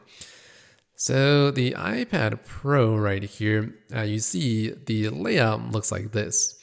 At the very top of my screen, I have a horizontal scroll view, sliding left and right. Right below my scroll view, I have a grid of transactions. And you see the transactions look really different compared to what we have right here. And then also, if I click on the purple card, you'll see based on whichever card I'm clicking, then transactions below, it's going to change according to the actual card. You can also see if I hit the add card here, we have this kind of action sheet that shows up, and also the same for adding transactions as well. If I flip this guy over to portrait, you'll see it looks like this. It's pretty much using the same orientation or the same layout for the portrait orientation. All right, so pretty good stuff here. And supporting the iPad device in addition to the iPhone device inside of SwiftUI is actually pretty easy. And I'll show you guys how to do that in today's video. One more thing I want to show you guys before I dive into the code is the ability to, multitask in the iPad is a really cool feature. Let me show you what our device, what our application looks like inside of a multitasking device. So in other words, if I slide up the menu right here somewhere, you can actually drag something like Safari to the right side panel and just drop it in like that. Now, if your iPad is split 50-50 between two different applications, I actually want to show the iPhone view, which looks pretty much like this right here. It's the exact same view that we have on the right side. However, if our multitasking is now occurring inside of 2/3 of the view, let me slide this over to the right side. You'll see if the size class is inside of this kind of regular size class, it's actually going to use the default iPad view. So it looks like this right here. If you flip this guy to portrait orientation, it looks kind of like that. And again, portrait orientation uses the iPhone view. Okay, so this again might sound a little bit tricky if you haven't dealt with size classes before. So I'll walk you guys through how to do this one step at a time. I'll first go through two different exercises here. The first exercise is to actually detect the device that you're on. So for example, we can be on either the iPad or the iPhone. The second exercise is to detect the size class of the device. So for this guy, there's something called a horizontal and compact size class for the horizontal orientation. So I'll try to walk you guys through this very slowly because it might seem a little tricky. I'll slide this guy out of the way and I will bring this guy to the bottom right here. Okay, enough talking. Why don't I show you guys a couple of different tricks with the preview to detect our device on the right side. So let me open up the File Explorer, and inside of my little File Explorer guy, I'll create a new file and let's hit a SwiftUI. And I'll call this the device idiom view. It might sound confusing, but I'll show you why I'm using this name in just a minute. So the device idiom view, I'm just going to simply hit the run, or the resume rather. And wait for this good old resume to finally show up with my, let's see, I'm on my iPad Pro. That's a little wonky. Let me use the iPhone 12 Pro Max. This is usually the more reliable simulator for the preview, at least for me. Okay, so my preview is back up. And the first thing I want to do is to talk about this thing called a device idiom. And let's see, I'm currently showing this hello world right here, right? I can actually show a couple of different views based on the idiom. And let me say if the device, UI device dot the current and user interface idiom like this right here. If this guy is equal something like the phone right here, we are going to show a red view. So red is one of my favorite colors. Otherwise, I'm going to show the color of blue. Okay, so this device idiom view, if you run this inside of the iPad simulator, you'll get the color blue for the iPad. Let me show you how that works. I'm going to take the device idiom view and go back to my actual app right here. And then instead of using the main view, I'm going to, let me just comment that out and use the device idiom view. Once I have that bad boy selected, I'm going to change to the iPhone or iPad Pro 9.7, and you'll see a blue view right here. If I run this in the iPhone, let's use the iPhone Pro Max. I'm going to fire up a different simulator right here. It's going to load in just a moment. You'll see the actual application is going to show a red color, which is right here. So for the iPhone, let me drag this up to the top right corner. So device idiom view, you'll see for the iPhone, we're using a red color. And then for the iPad, we're using a blue color. So nothing too fancy there. And so for me, when I'm developing code for a client project, I find it pretty annoying to have to switch between the iPad and then the iPhone device all the time. So one trick that you can use is to actually show multiple different devices inside the preview here. I'll show you how to do that right now. You'll see for the device idiom view, right? It's actually being shown inside of our preview below. The one thing that you can do is to first minimize this guy to look like that. Hit the resume. It should be resumed in just one moment here. So down below, you can actually add as many devices as you want. Just add another device idiom view. You'll see both your previews showing up now. And then the next thing you want to do is to actually add a device type to the bottom one here, or the top one, doesn't really matter. I'm going to say preview device like so, and you can use a preview device with a raw value of some kind of string. Now, I don't remember exactly what the strings are, so I'm just going to copy it over from a different application that I have off screen. And the moment that I do this, you'll see that for the bottom device, I'm now showing this iPad, third generation 11-inch. And then for the top one, it's just going to use your default view like so. All right, looking pretty good. This is really small, but that's all the screen that I have. I'm just going to shrink it back down to 25% here. So again, for the iPhone device, we're using the red, and then for the iPad, we're using the blue. And this is basically how you detect the different device that your user is on. Now, the next thing I want to do is to talk about something called a horizontal size class. Remember earlier when I was on my iPad device here, right? You'll see that for the actual iPad, right? When you're using the application in full screen, it's actually in a regular size class. And the moment that you introduce something like a multitasking application right here, drag this bad boy to the right side. And the moment that you do this, your size class actually changes to something called compact. And let me show you guys how this works, and I'll slide that guy out of the way. So the way to detect a size class in your application is to use something called an environmental variable. And hopefully I can type this out correctly. Horizontal size class and var. Let's just use the same exact name for our variable. Okay, so horizontal size class, that looks okay. And I'll hit the resume again just to make sure things are still working. You'll see for the actual iPad device below, I can check the horizontal size class like this. If this guy is something called a compact, then I will use the color, let's say blue. And then finally, I will bring in, let's say the color green here. Okay. So now when the application is up and running, you'll see for the iPad, I'm actually showing the color green. And the reason why that is because just by default, the horizontal size class for a full screen application is something called regular.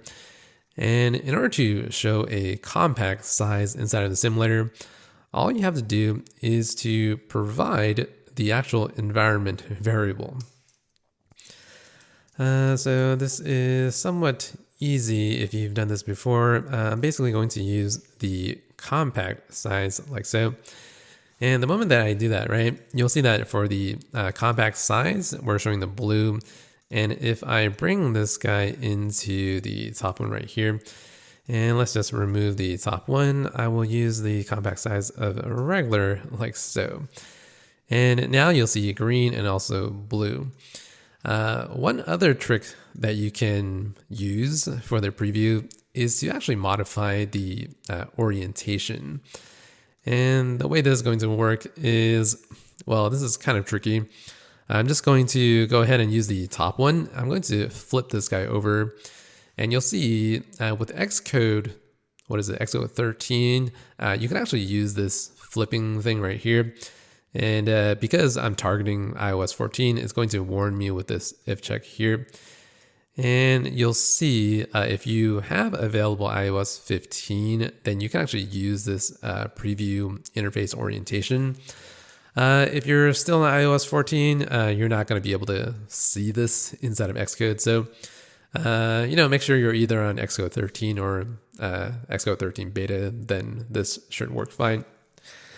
All right, so with all of our code and all of our UI detection done correctly, I'm going to finally run my code inside of the iPad simulator, so iPad at 9.7.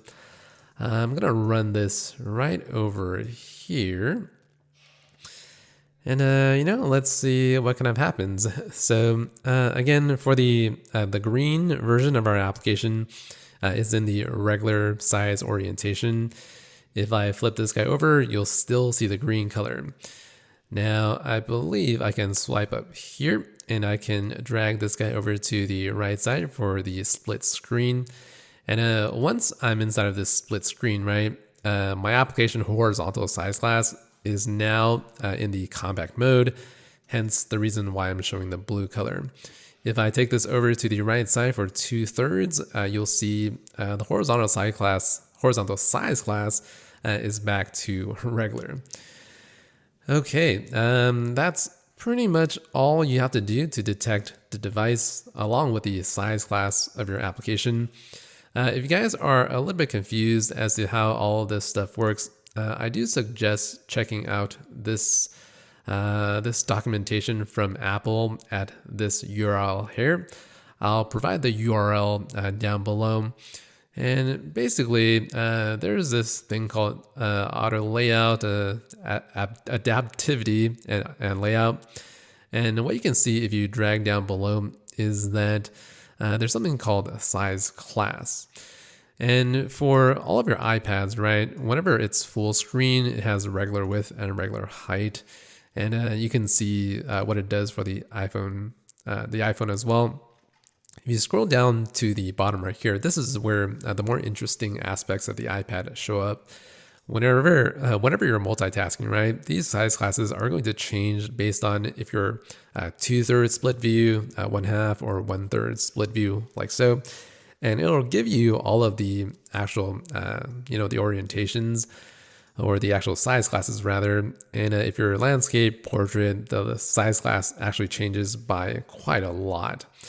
So make sure to check this out if you're still confused. It does take a little bit of getting used to in order to program your application correctly, but once you're used to it, it shouldn't be too much of a problem. All right, so that's going to be it for today's video. I'll provide the code for all of this stuff down below in the download section. And if you guys have any questions, let me know. I'll try to get back to you as fast as I can. I'll see you guys next time. Bye-bye. All right. Hello, what's up, everyone? Welcome back to another lesson in the SwiftUI core data course today. Hope you guys are ready to start today's lesson. Now, in the very last video, I showed you guys how to render out all of these preview devices here using some device and also the horizontal size class detection right below instead of the body here. And right below that, we have all of our preview code using these nice little modifiers. So hopefully that wasn't too bad in the last lesson. This video, I think we're ready to sort of move on to the actual iPad layout for our application here. So what exactly does the UI look like? Well, I have a horizontal scroll view inside of this navigation view thing. And then right below my scroll view, I have a grid of transactions below. Clicking on that and that, you'll see the animation of these cards here, as well as the transactions in the grid below. On the very top right, we have the card button here. Maybe it's a little too small, so I'll kind of maximize this a little bit. This is going to show a sheet inside of the iPad device. Looks very nice. You can add whatever card you want. You can also click on that to dismiss that nice little sheet. All right, so pretty good stuff. Next thing I will do is I'm going to dive right back into our code here. So last lesson, we ended on this device idiom view. And you'll see for the red phone chunk of code in the if case there, you can go ahead and show your main view. And once you do that, your iPhone will look like this. Now, it's actually just rendering out the good old iPhone device, which is pretty nice. Next thing I'll do is I'm going to start rendering out a different version of my UI in the green here. So remember, the green is actually this line of code showing this preview. I'm going to go ahead and create something like a main pad device device view. You can call it the main pad view, whatever you want. I'm just going to call it that. And, I'll create this bad boy inside of my code somewhere. Let's see, main view is here. I'll create it right next to it as a kind of a sibling of that file. I'm going to create my main pad device view. Hopefully this will resume. So for whatever reason, I don't know exactly why, but you have to hit the resume quite a few times inside of Xcode. And finally, you'll render out something that looks somewhat legible. And here we go. We have our main iPad device here, and everything looks like it's working. I'll shrink that guy out. And what I'll do next is, instead of seeing the actual iPhone device here, I want to see the iPad device, right? Because, I want to start rendering out my iPad look and feel. So I'm going to go back to my device idiom view, and down here, I'm just going to grab one of these bad boys. So this is going to help me modify my preview into the actual iPad. Go back here, copy that bit of code and paste that in here. Now I believe I'll get an error, which is nice. It's going to tell me that I need this iOS 15 check, and that should be fine. I'm going to rerun my code. This is extremely wide because we're using landscape left. Not really feeling the landscape, so I'll use portrait. This just makes it easier for me to record today's video. Again, I mentioned this in the last video, but if you're still using Xcode 12 and iOS 14, you're not going to be able to use this code, but it's going to be okay. This just makes it easier for me to record today's video. And having said that, I'm going to dive right into the iPad layout. And let's see, what do we have here? We have this kind of a navigation view. You can kind of tell by this navigation bar at the top. And then we also have this add card button. So like always, I'm going to start with a navigation view. And inside of this guy, we pretty much always want to use a scroll view of some kind. And right here, we want to say navigation title. And this guy will say money tracker, like that. You see that whenever you create your money tracker right here, right? The actual title is showing up inside of your iPad device. I'll just bring it back up a little bit here. And it shows right here. And instead of having that, I would like to kind of see some things. So you see the scroll view text, it's not appearing inside of your iPad. The way to fix this problem is to go inside of your navigation view and type in navigation view style and use the stack navigation view style. Once you do that, you'll see your rendering of the UI. It's going to use this kind of iPhone style of the navigation view, which is actually what I prefer. So that's what I'll do. I'll mention one more thing about the navigation view style. If you take this and you attempt to put it on the scroll view, you'll see the rendering of your preview doesn't really change. So make sure that you actually use the navigation view style on the navigation view component.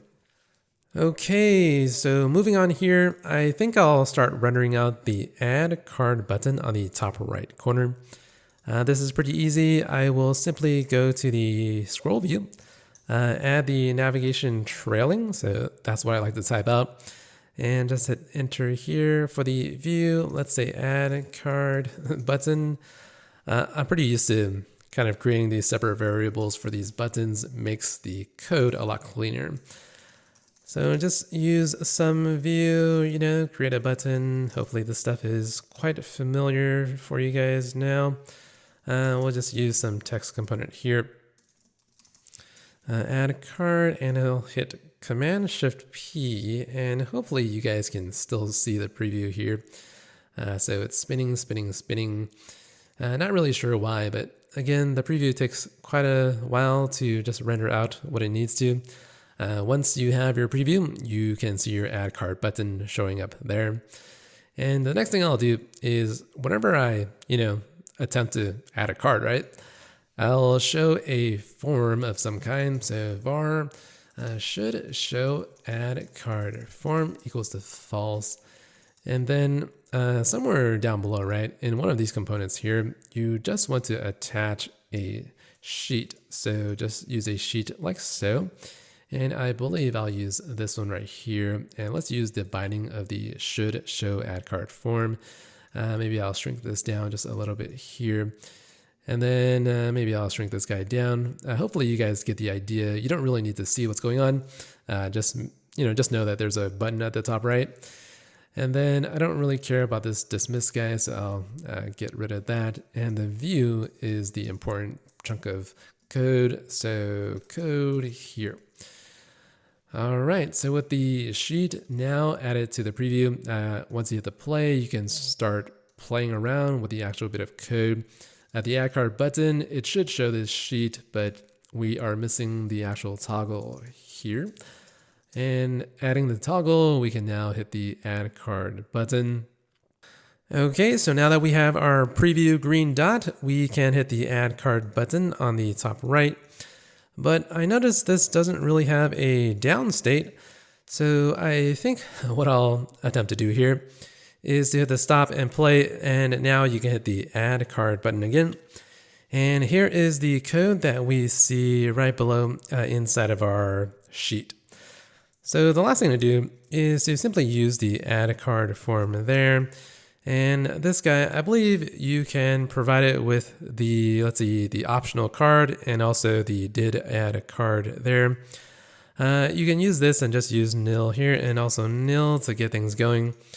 Once you have your add card form, you'll see add card presents your add card form that you coded for the iPhone. And it looks pretty good. You can play with all of these little toggles and switches, whatever you want. And finally, if you hit the very top right here, you can say test card for iPad. And we'll just use a blue card, hit the save right here. At the moment that you hit the save, right, you would expect the card to, show up in your iPad device, but obviously it's not showing up because we don't have the code to render it just yet. I guess, namely, we want something like this to happen. So test card here. I'll hit the save. We want the card to show up right here on the left side. So how do we start rendering out these cards inside of the iPad view here, right? Well, this side scrolling view at the very top, it's actually just a really simple scroll view. And I'll show you how this works with a scroll view like that. You can open it up with a horizontal scrolling, which does this obviously.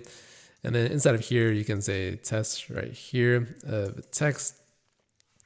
And then once you do that, you have this scrolling view that, scrolls up left and right. And then the last thing I need to do is to start rendering out all of these cards inside of this scroll view here. This is actually pretty easy once I start borrowing code from my older files. And what I will do is I'm going to go back to my main view here. And basically the code that I'm going to borrow is the fetch request here. And let's see, fetch request is going to fetch my credit cards using this fetch results guy below. And all I need to do is to also copy over the managed object view context as well. I'm going to go back into my main iPad view here. I think I can close out of that guy. And what I will do is I'm just going to copy and paste all of that code that I had before in the iPhone main view. And let's see, I'm going to run this guy and try to get something to render out on the right side. Let's hit the try again. And finally, we can get our preview up and running. So now that we have our preview up and running, the last thing I'll do is start rendering out these cards using this bit of code instead of my horizontal scroll view. This is actually pretty easy. I'm going to use an H stack first, and then I'll use a for each on my cards. And I think I'll use the card in like that. And let's use, how about the card dot name and coalesce it down to the empty string like so. You'll see inside of your preview here, you're not going to see your cards just yet because I don't have the correct managed object context on this view setup. So what I mean is I actually need to go down below here And for the actual preview device, I simply need to say environment / manage object context. And we want to access the persistent controller dot shared dot main and dot, no, not main, but I think there's a container on here and a view context like so. Okay, that looks pretty good. You'll see your test card for iPad showing up very small. So another card here, and we'll use a save, and you see your cards will start to show up inside of your view like this here. So we will do this one more time. So one more card for our preview. Good old save. And now you'll see your card like that. And that's pretty much how we start rendering out our cards, right?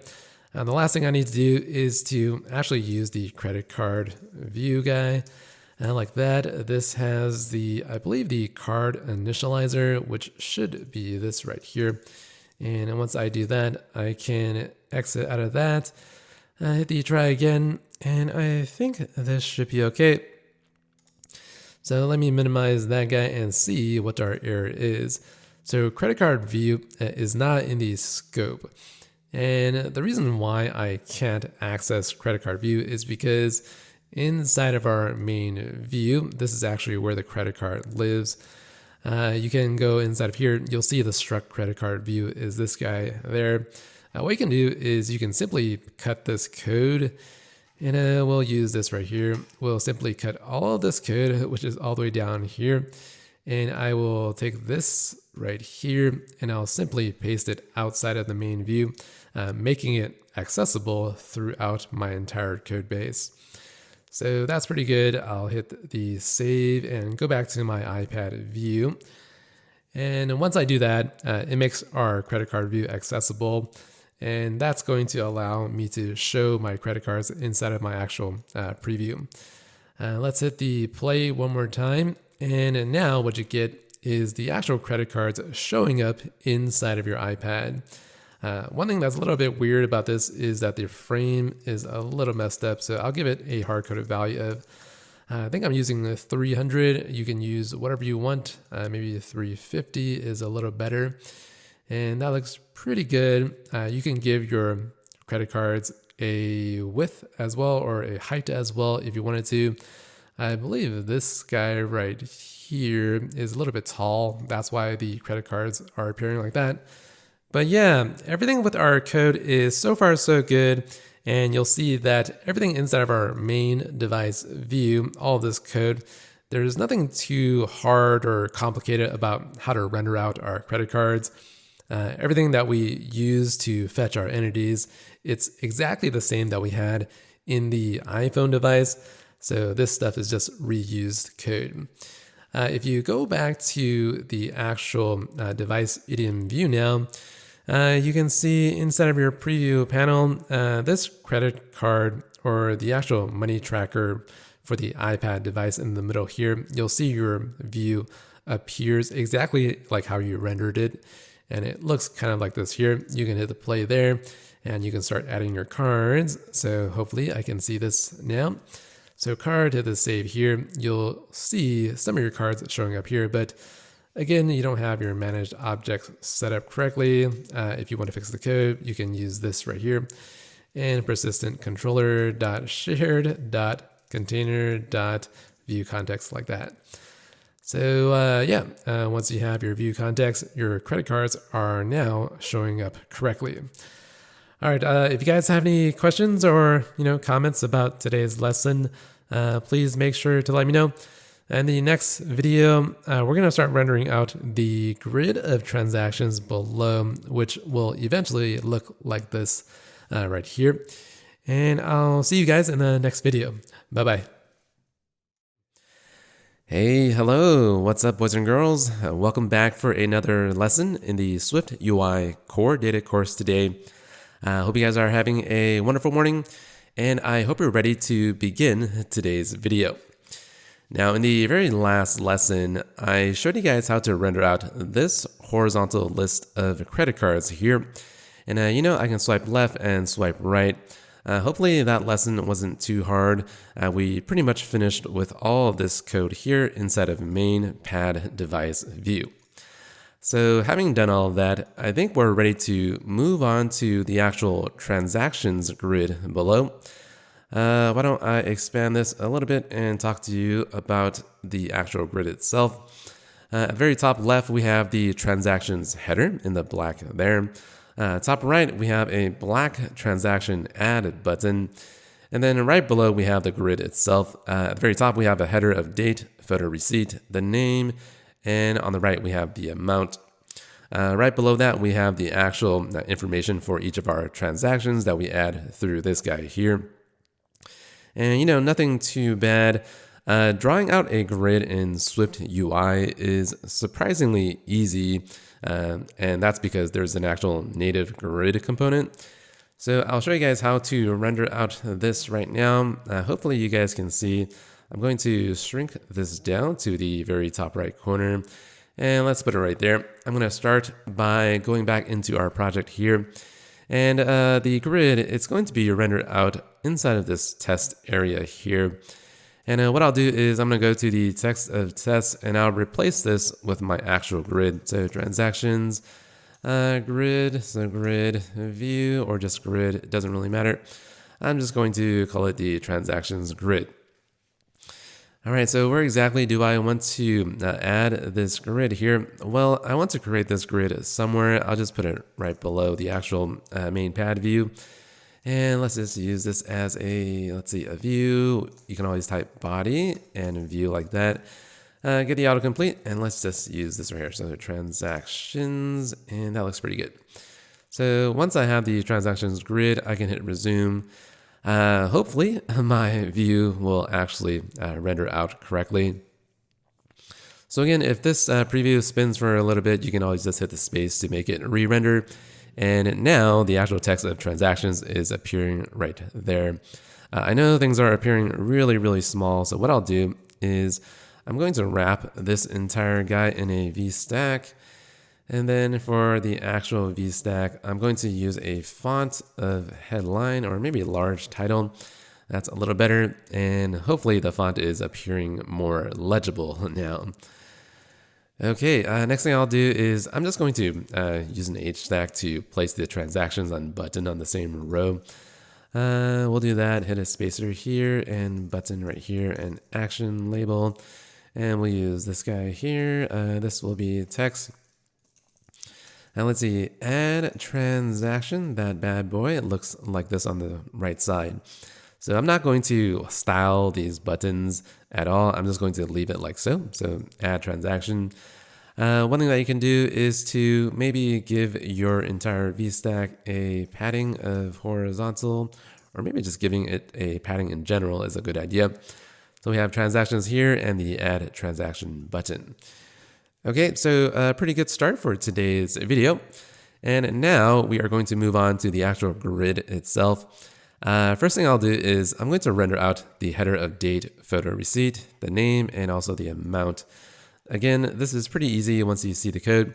I'm going to go right below these two elements there. And I'm going to just type in grid. So there's a lot of different grid components that you can use, the lazy V grid or the lazy H grid. If you want to render things out, I guess vertically, but in a horizontal way, you would want to use a lazy V grid. So basically, anytime you need a standard grid that looks like this, just use a lazy V grid and you should be fine. Open this guy up with the contents and columns right here. So columns and content. And the first parameter is an array of grid items. You might be wondering what exactly this array should be. Well, I'm going to create it right here. So I'm going to say columns and let it be of type grid item like that and just generate an array like so. Next thing I will do is inside of here, just type in .init like that and use this spacing and alignment. And the first parameter is actually a size like so. And you might be asking, well, what exactly is a size? Well, just hit dot like so, and you'll get a couple of different options, right? So we have fixed, we have flexible, and we have adaptive. I'm not exactly too familiar with what adaptive does, so in today's lesson, we'll be focusing on the fixed size and also the flexible size here. I'm just going to use flexible, and for the minimum, let's use a value of, I don't know, let's say 100, and for the maximum, let's use a value of 200, like so. And then for the spacing, I will use a value of, I don't know, 16 is something I'm comfortable with. Alignment, I'll just hit backspace. We'll talk about alignment in just a moment, but these are the actual columns that I'll be using. It's going to have a minimum width of 100 and a maximum width of 200. That's pretty much how you read this there. Once you have your columns kind of defined at the very top, you can move on to the bottom, add that columns in there.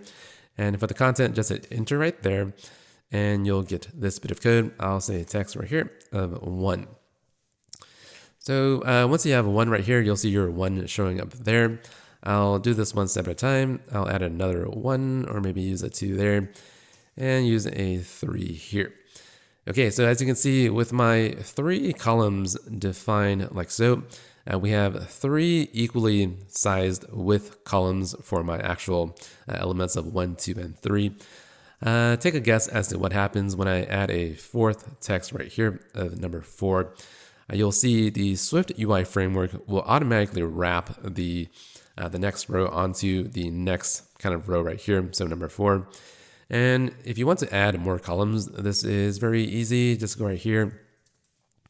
And then now you have 4 columns equally kind of spaced with 1, 2, 3, and 4. And that's pretty much how you kind of get your grid going. Hopefully this isn't too bad. If you guys have any questions, do let me know. All right, that said, I'm just going to change the 1, 2, 3, 4 to the date, the photo, and all that good stuff. So you can do this by hand. I guess it's not so bad. Receipt, and what do we have here? The name, and then finally the amount. So these are the columns that we have. One thing that you might be asking is, well, you see the actual column width for my final application here. They're actually very, very different, right? For the date, it's very thin. So what I'm going to do is I'm going to use the very first column of fixed right here, hit enter, and you can, specify whatever you want. I'm going to hit 80 right there, and you see the column shrinks to this size. So that's pretty good. The next thing I will do is, let's say I want to align this date right here to the actual left edge, right? This is where the alignment comes in handy. So use alignment right here and say leading like so. Once you do that, the date right here should align to the left edge. If you want to use a smaller width, you can use a value of 60, I suppose, and it looks kind of like that. If you want to make the date even smaller, you can bump up the maximum for these columns here, and here to something like 300. And now the actual grid looks a lot better. So that's basically how you generate your grid of headers. At the very top, if you want to generate this up-down arrow, you can grab it from, let me see, I'm going to grab it from this bit of code here. I'm going to just say hstack and paste that code in here. And for the very first column, it's going to render out this bit of code, the date, and also the arrow right there. You might want to remove that, and now everything looks like so. So you guys pretty much get the idea with the actual grid header, right? I'm going to reduce the font to something a little easier for me to kind of visualize, and this will be a font size of 20, like so. Maybe use a font size of 24. That's maybe a little better. I'm going to bump this up to 100. And now you'll see my date, photo receipt, the name, and the amount. You'll see that for some of these other columns right here, I also have the arrow of up and down. You can do that by just copying this bit of code over. So, this is pretty straightforward. I'm going to take the name here. And then we'll do this one more time for the amount right here. So I'm just copying and pasting, and you'll see the arrow shows up like so. If you want to change the color of all of these text elements, you can go down below and say foreground color, and let's use the color of, I don't know, dark gray seems to be okay, and you'll see the font changes just by a little bit. Why don't I make this a little bit better with adding a weight of semi-bold as well. Okay, so hopefully the code for our grid isn't too bad. You'll see that the main thing that you need to do is to set up your columns first and then pass it into your grid. And then for each one of your columns, right, you need to render out some kind of element that represents that column there. So for example, for our grid, we have 1, 2, 3, and 4 elements inside of it. And we have 4 corresponding columns. Okay, again, hopefully that wasn't too bad. There's one last thing I want to check with my preview on the right side. And I want to check whether or not everything is rendered out correctly in a landscape orientation. So you'll see the name column is kind of thin right now, and the amount is not exactly aligned to the right side. And you'll see if I rotate this guy, right? If I rotate it to landscape with just command left, you'll see the name is extremely wide, and then the amount is aligned all the way to the right edge. So how do I do that, right? Why don't I flip this guy back to portrait? I'm going to go down to the preview right here. And in the last lesson, I gave you guys this iOS 15 Xcode 13 modifier, and you can just change this to landscape left. And the moment that you do that, you see your preview shows up like this here. It's extremely small, so I'll try to kind of maximize it like so. And you'll see the columns, they're all equally spaced out because at the very top here inside of my column code, all of these columns are exactly the same. So the first thing that you can try to do is to shrink the photo receipt column. And I will do that by going to the second column here. And why don't I just copy this bit of code, and I'll just take that and paste that here with the 100 and leading. And now this looks a little bit funky. I'll use a value of, let's use a value of 200 instead. And now things are looking maybe a little bit better. The next thing I'll do is for the name column, right? I'm going to give this guy something really large, like 500, and it should expand to take up most of the space in your grid. And the last thing I'll do is for the amount right here, I'll use the same approach of using a fixed column width, and I'll just paste that right here. And now things should look a lot better. And so using this bit of code here, I would expect my columns to have the correct widths of 100, 200, and 100 for this, and that. But for whatever reason, I can't ever get the fixed column width to work correctly. And one thing that I've tried that I've kind of had a lot of success with is to use a combination of adaptive and also flexible. So what I'll do is I'm going to copy over some code, or maybe I'll just type it out here. So for this guy, the flexible, I'll modify this to be adaptive with minimum, and I'll give the name column a minimum of 300 and a maximum of 500 like that.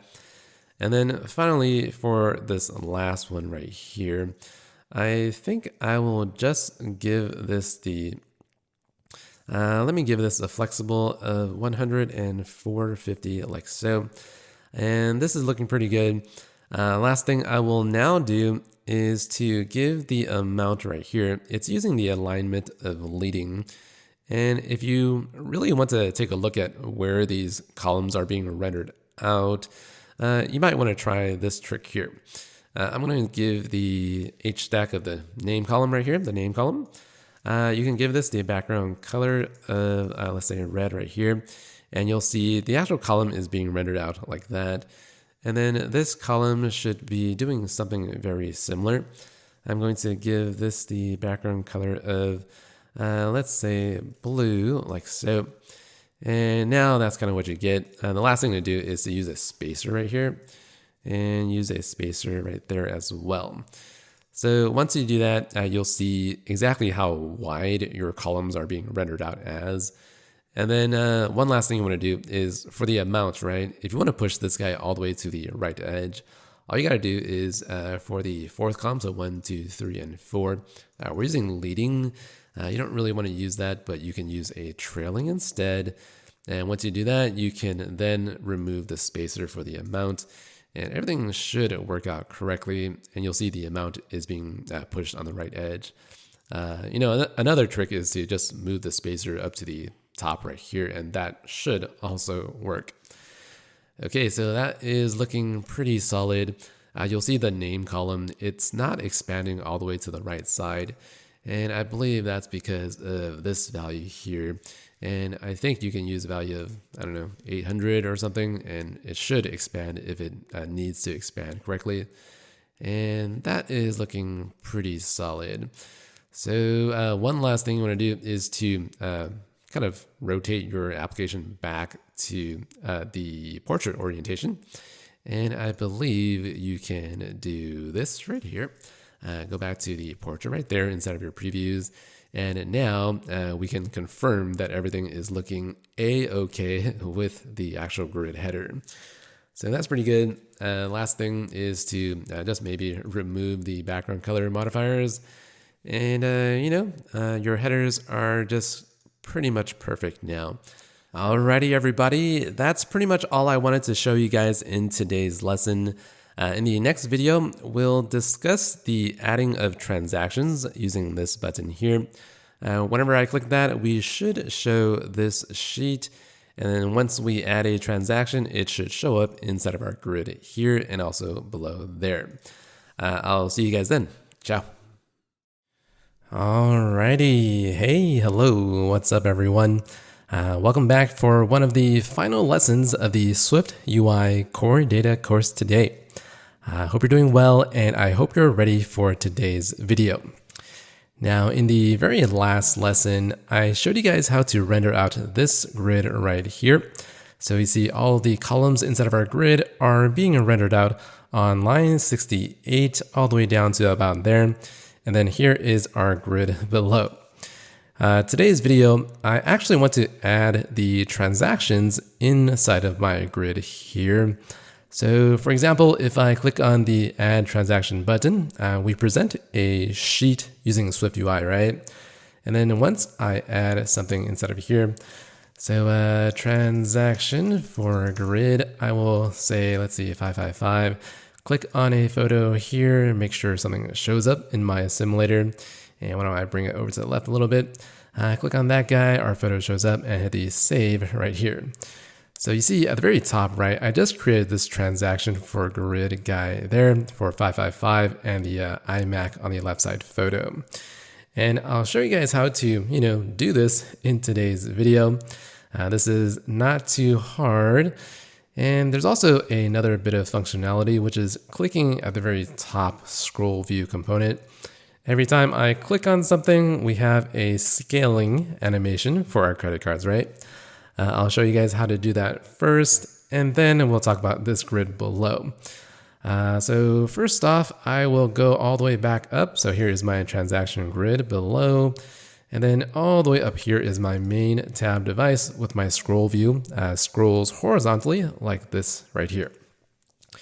Now, the next thing I'll do is I am going to declare a variable. So you'll see why in just one moment.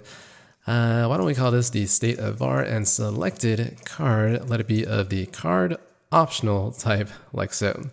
Hopefully I can hit resume again. And my code should still be green. All right, that looks good. Next, what I'll do is for the credit cards inside of my scroll view there, I am simply going to attach a on tap gesture, hit enter.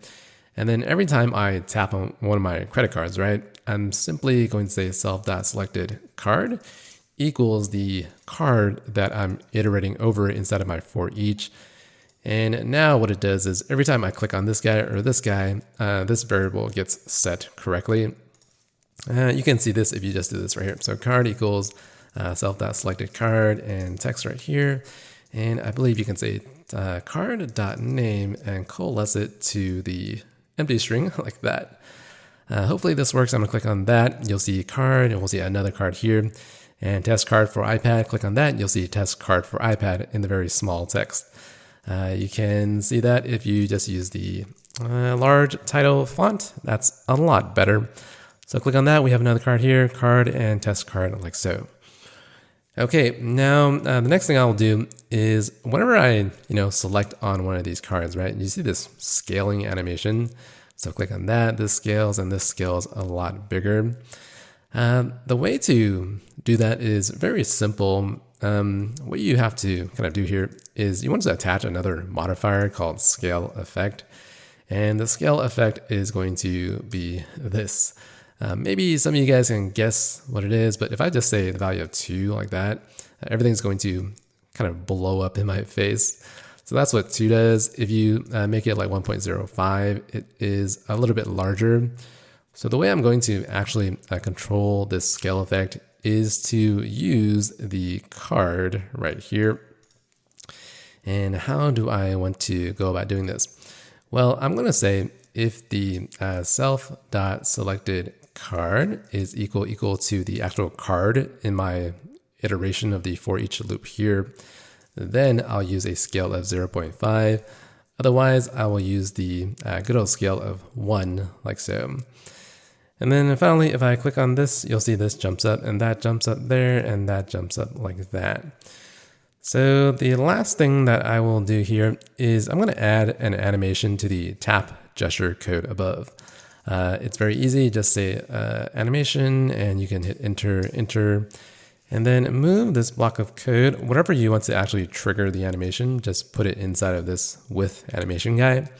And you'll get this and this like so. So this grows up a little bit and that grows a little as well.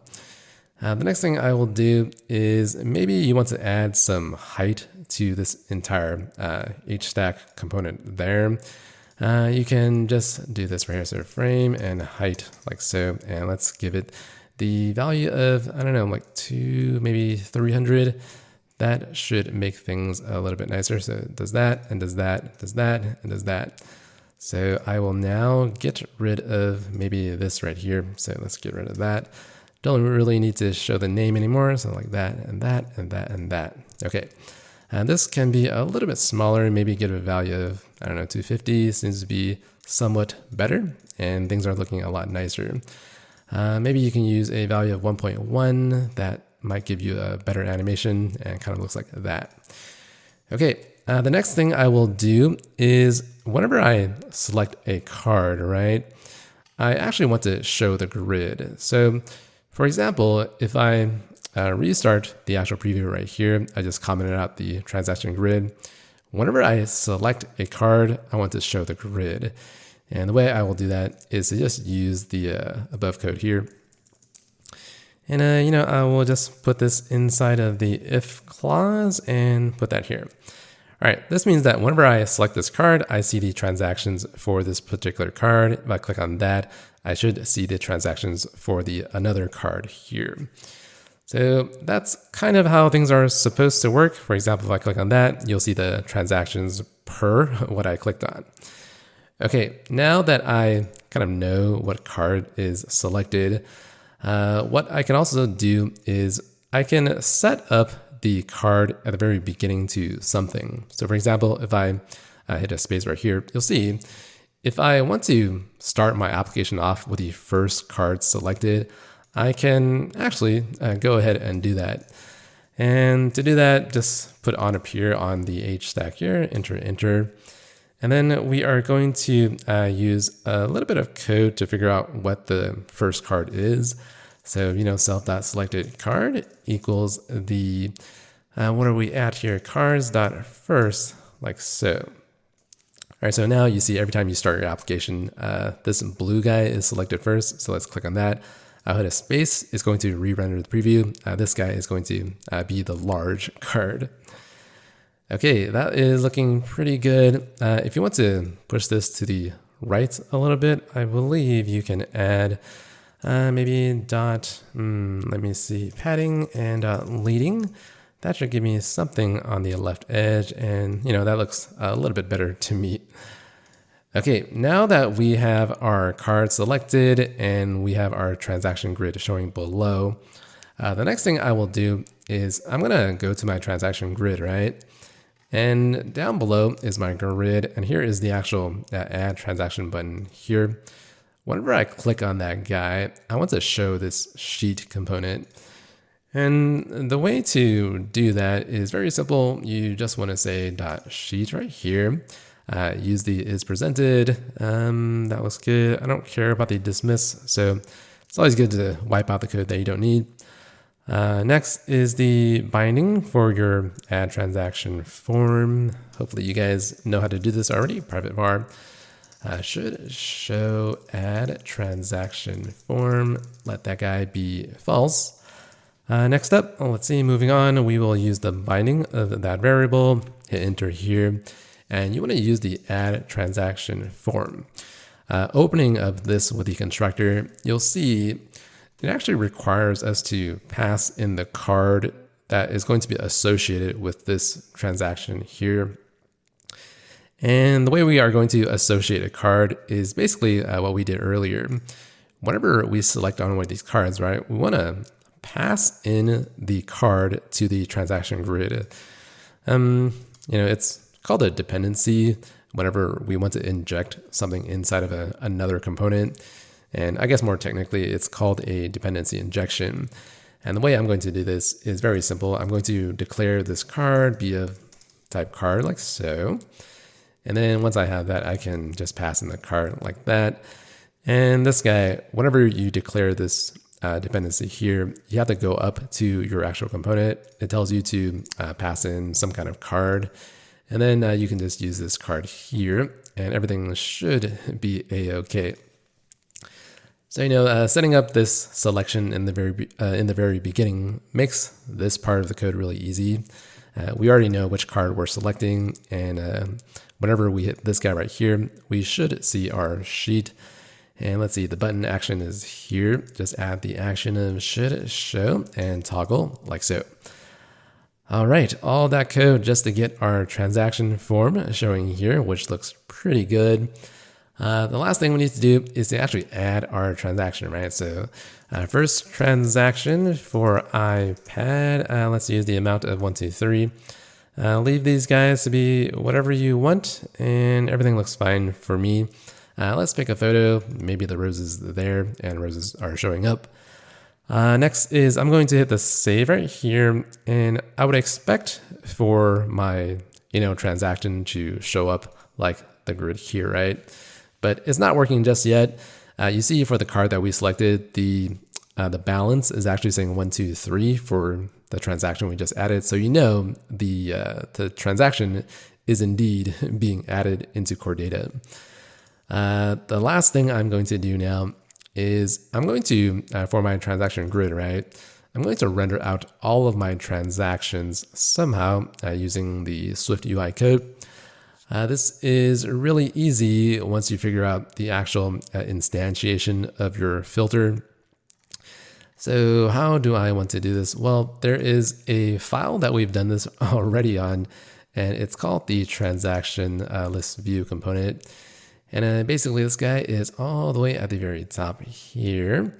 And inside of this transaction list view, we are declaring the initializer with our card. And we're simply using this fetch request here, fetch request, and this manage object context guy. So I'm just going to do this one step at a time. I'll go back to the actual grid right here. Copy over that initializer. We need to actually declare our fetch request, which is go forward and copy this guy and also the environment for the view context. Okay, nothing too bad. I notice that every time I'm developing a new component, I almost always need a managed object context. Otherwise, the entities are not fetched correctly. And, this code becomes pretty familiar after a while. Again, the fetch request is simply fetching our card transactions, and it's filtering down on the card that we're, passing in. So once we have this fetch request, we can go ahead and iterate through the actual wrapped value transactions. And the way I'm going to do that is down here. So this is my grid, right? These are the headers. You can use something like for each right here and say the, what is my fetch request.wrapped value. You'll see these are all the transactions that I have. And just use this right here, transaction in, and we'll say text, and we'll say transaction.name, and we'll coalesce it to the empty string. All right, having typed out all that code, you'll see my first transaction is appearing here. If I add, let's see, second transaction, and I go ahead and hit the save, you'll see the second transaction appear right above because things are sorted descending timestamp. All right, so the last thing I need to do here is I need to render out these transactions inside of a grid format, very similar to what I have in the header. And this is really easy once you realize what you need to type here, obviously. What I'll do is I'm going to create another grid. And let's just type out this code. Don't really want to copy and paste. So lazy V grid right here, open it up with the columns right here. The columns, I'm going to use the exact same thing that we declared in the last video because I have 4 columns and I want them to be the exact same width, and it shares the same characteristics of the header columns. So that's kind of why I'm just passing in there. For the content, this is the tricky part. I'm going to paste in my for each code there. And you see when I'm iterating over the transactions for my credit card, you'll see the second transaction is in the first column and the first transaction for iPad is in the second column. The reason why that's happening is because we only have one component being rendered out for each request. And what you need to do to fix this is to do this right here. So why don't I just copy this one more time right here, and right here. Once you do that, you'll see that second transaction appears every time for each one of your transaction rows. And then you can pretty much guess what's going to happen for the last value right here. You can use, let's see, the amount, right? So this guy is the amount. It's a float, so you can't really render it out using this text component here. What you got to do is to just use this string, and I believe there's a format right here, % to F like that, and then you simply want to use the transaction amount. All right, so the second transaction is 0. The first transaction is 1, 2, 3. Looks pretty good from what I can tell. If you want to kind of left align everything, you can do that as well. Why don't we use a group here, and we can use some text align. All right, so multi-line text align, and then we have dot leading. That should apply the leading to all of these transactions here. But I believe because this is actually centered in the middle, things aren't exactly working correctly just yet. I'm simply going to wrap this transaction name. So it's this guy, I believe. So let's see. I'm going to take this bit of code and I will move down to the third column, which is this here. I'm going to use a spacer on the right side edge. All right, so now there's a spacer kind of right here, aligning my elements to the left edge there. And then finally, why don't we talk about the date component? I believe there is a transaction.timestamp property that I've declared as a date object. And this guy, maybe there's a localized description. I believe that should work. I'm not exactly sure. Let me hit the try again here. And it says that I don't have this component, and maybe this needs a no coalescing. It should do the job. So click on that. Date has no member, and I believe there is something called a description. So let's click on that, and you'll see the date is now showing up as this really, really hard to parse number. And that's looking kind of okay. Inside of the iPhone version of the application, I declared something called a date formatter. And just type in date formatter, you'll arrive to this code here. And I'm just going to copy this just to make things easier. I'm going to go back. Inside of this bit of code here, I'm going to copy my date formatter. It's using a date style and time style of none. And what you can do with the date formatter is you can just grab the date here. So if let date equals transaction.timestamp, we will use optional binding. And then you can use this text right here and date formatter and string from the particular date, which is what I'm using above. Just going to use that instead, and I will hit Command Option P to resume. And with that little bit of code, you'll see your date is now just simply showing the date and not the time. So that is pretty good. The last thing we might want to do is to show the image for our transaction as well. How do we want to do that? Well, the name, the second column belongs to this row. You can simply use the image, and you can use, what is it that we want? I believe it's the UI image constructor. This guy, why don't we be a little bit careful about it? So I'm going to say if let the data equals the transaction dot, what do we have? I think it's photo data. I believe that's our property. And then we can say UI image equals, let's do this one step at a time, equals the UI image of the data of the photo data right here. And then finally, once we have the UI image, we can just pump in this guy here. Okay, so typing all that code correctly, we have a really large rose photo. Not exactly what we want, so I'll use resizable. That will help somewhat. And looks like I'm using the wrong section. I'll move this guy up, copy and paste right here. So enter, paste, and get rid of these ugly spaces below. Once we have that, we'll see our photo showing up there. And then what we can do is we can actually resize this correctly with the scale to fit. Let's use fit or maybe fill. One of these should work correctly. So that's a really large photo. If I use the height of maybe 100, that should look a lot nicer. You can always round these off to some corner radius of, I don't know, 8. That's usually a pretty good rounded radius corner. So that's kind of what we have so far. I believe there's something extra here. I don't really want the name right there. And that looks kind of weird now. So we have the time right here. We have the missing image data. So here's what I'll do. Text and no photo available right here. So basically, sometimes if we don't save an image for our transaction here, then the data is null. So you have to kind of be careful about that. Okay, so that's pretty much how you render out your transactions. If you add another transaction here, here we go with another transaction, and we are going to use the value of 5555. Let's see, the date is July. Why don't we use July 1st here? Click on a photo. Let's use the waterfall. Clicking on Save Now, you'll see our waterfall shows up right here below every one of these transactions here.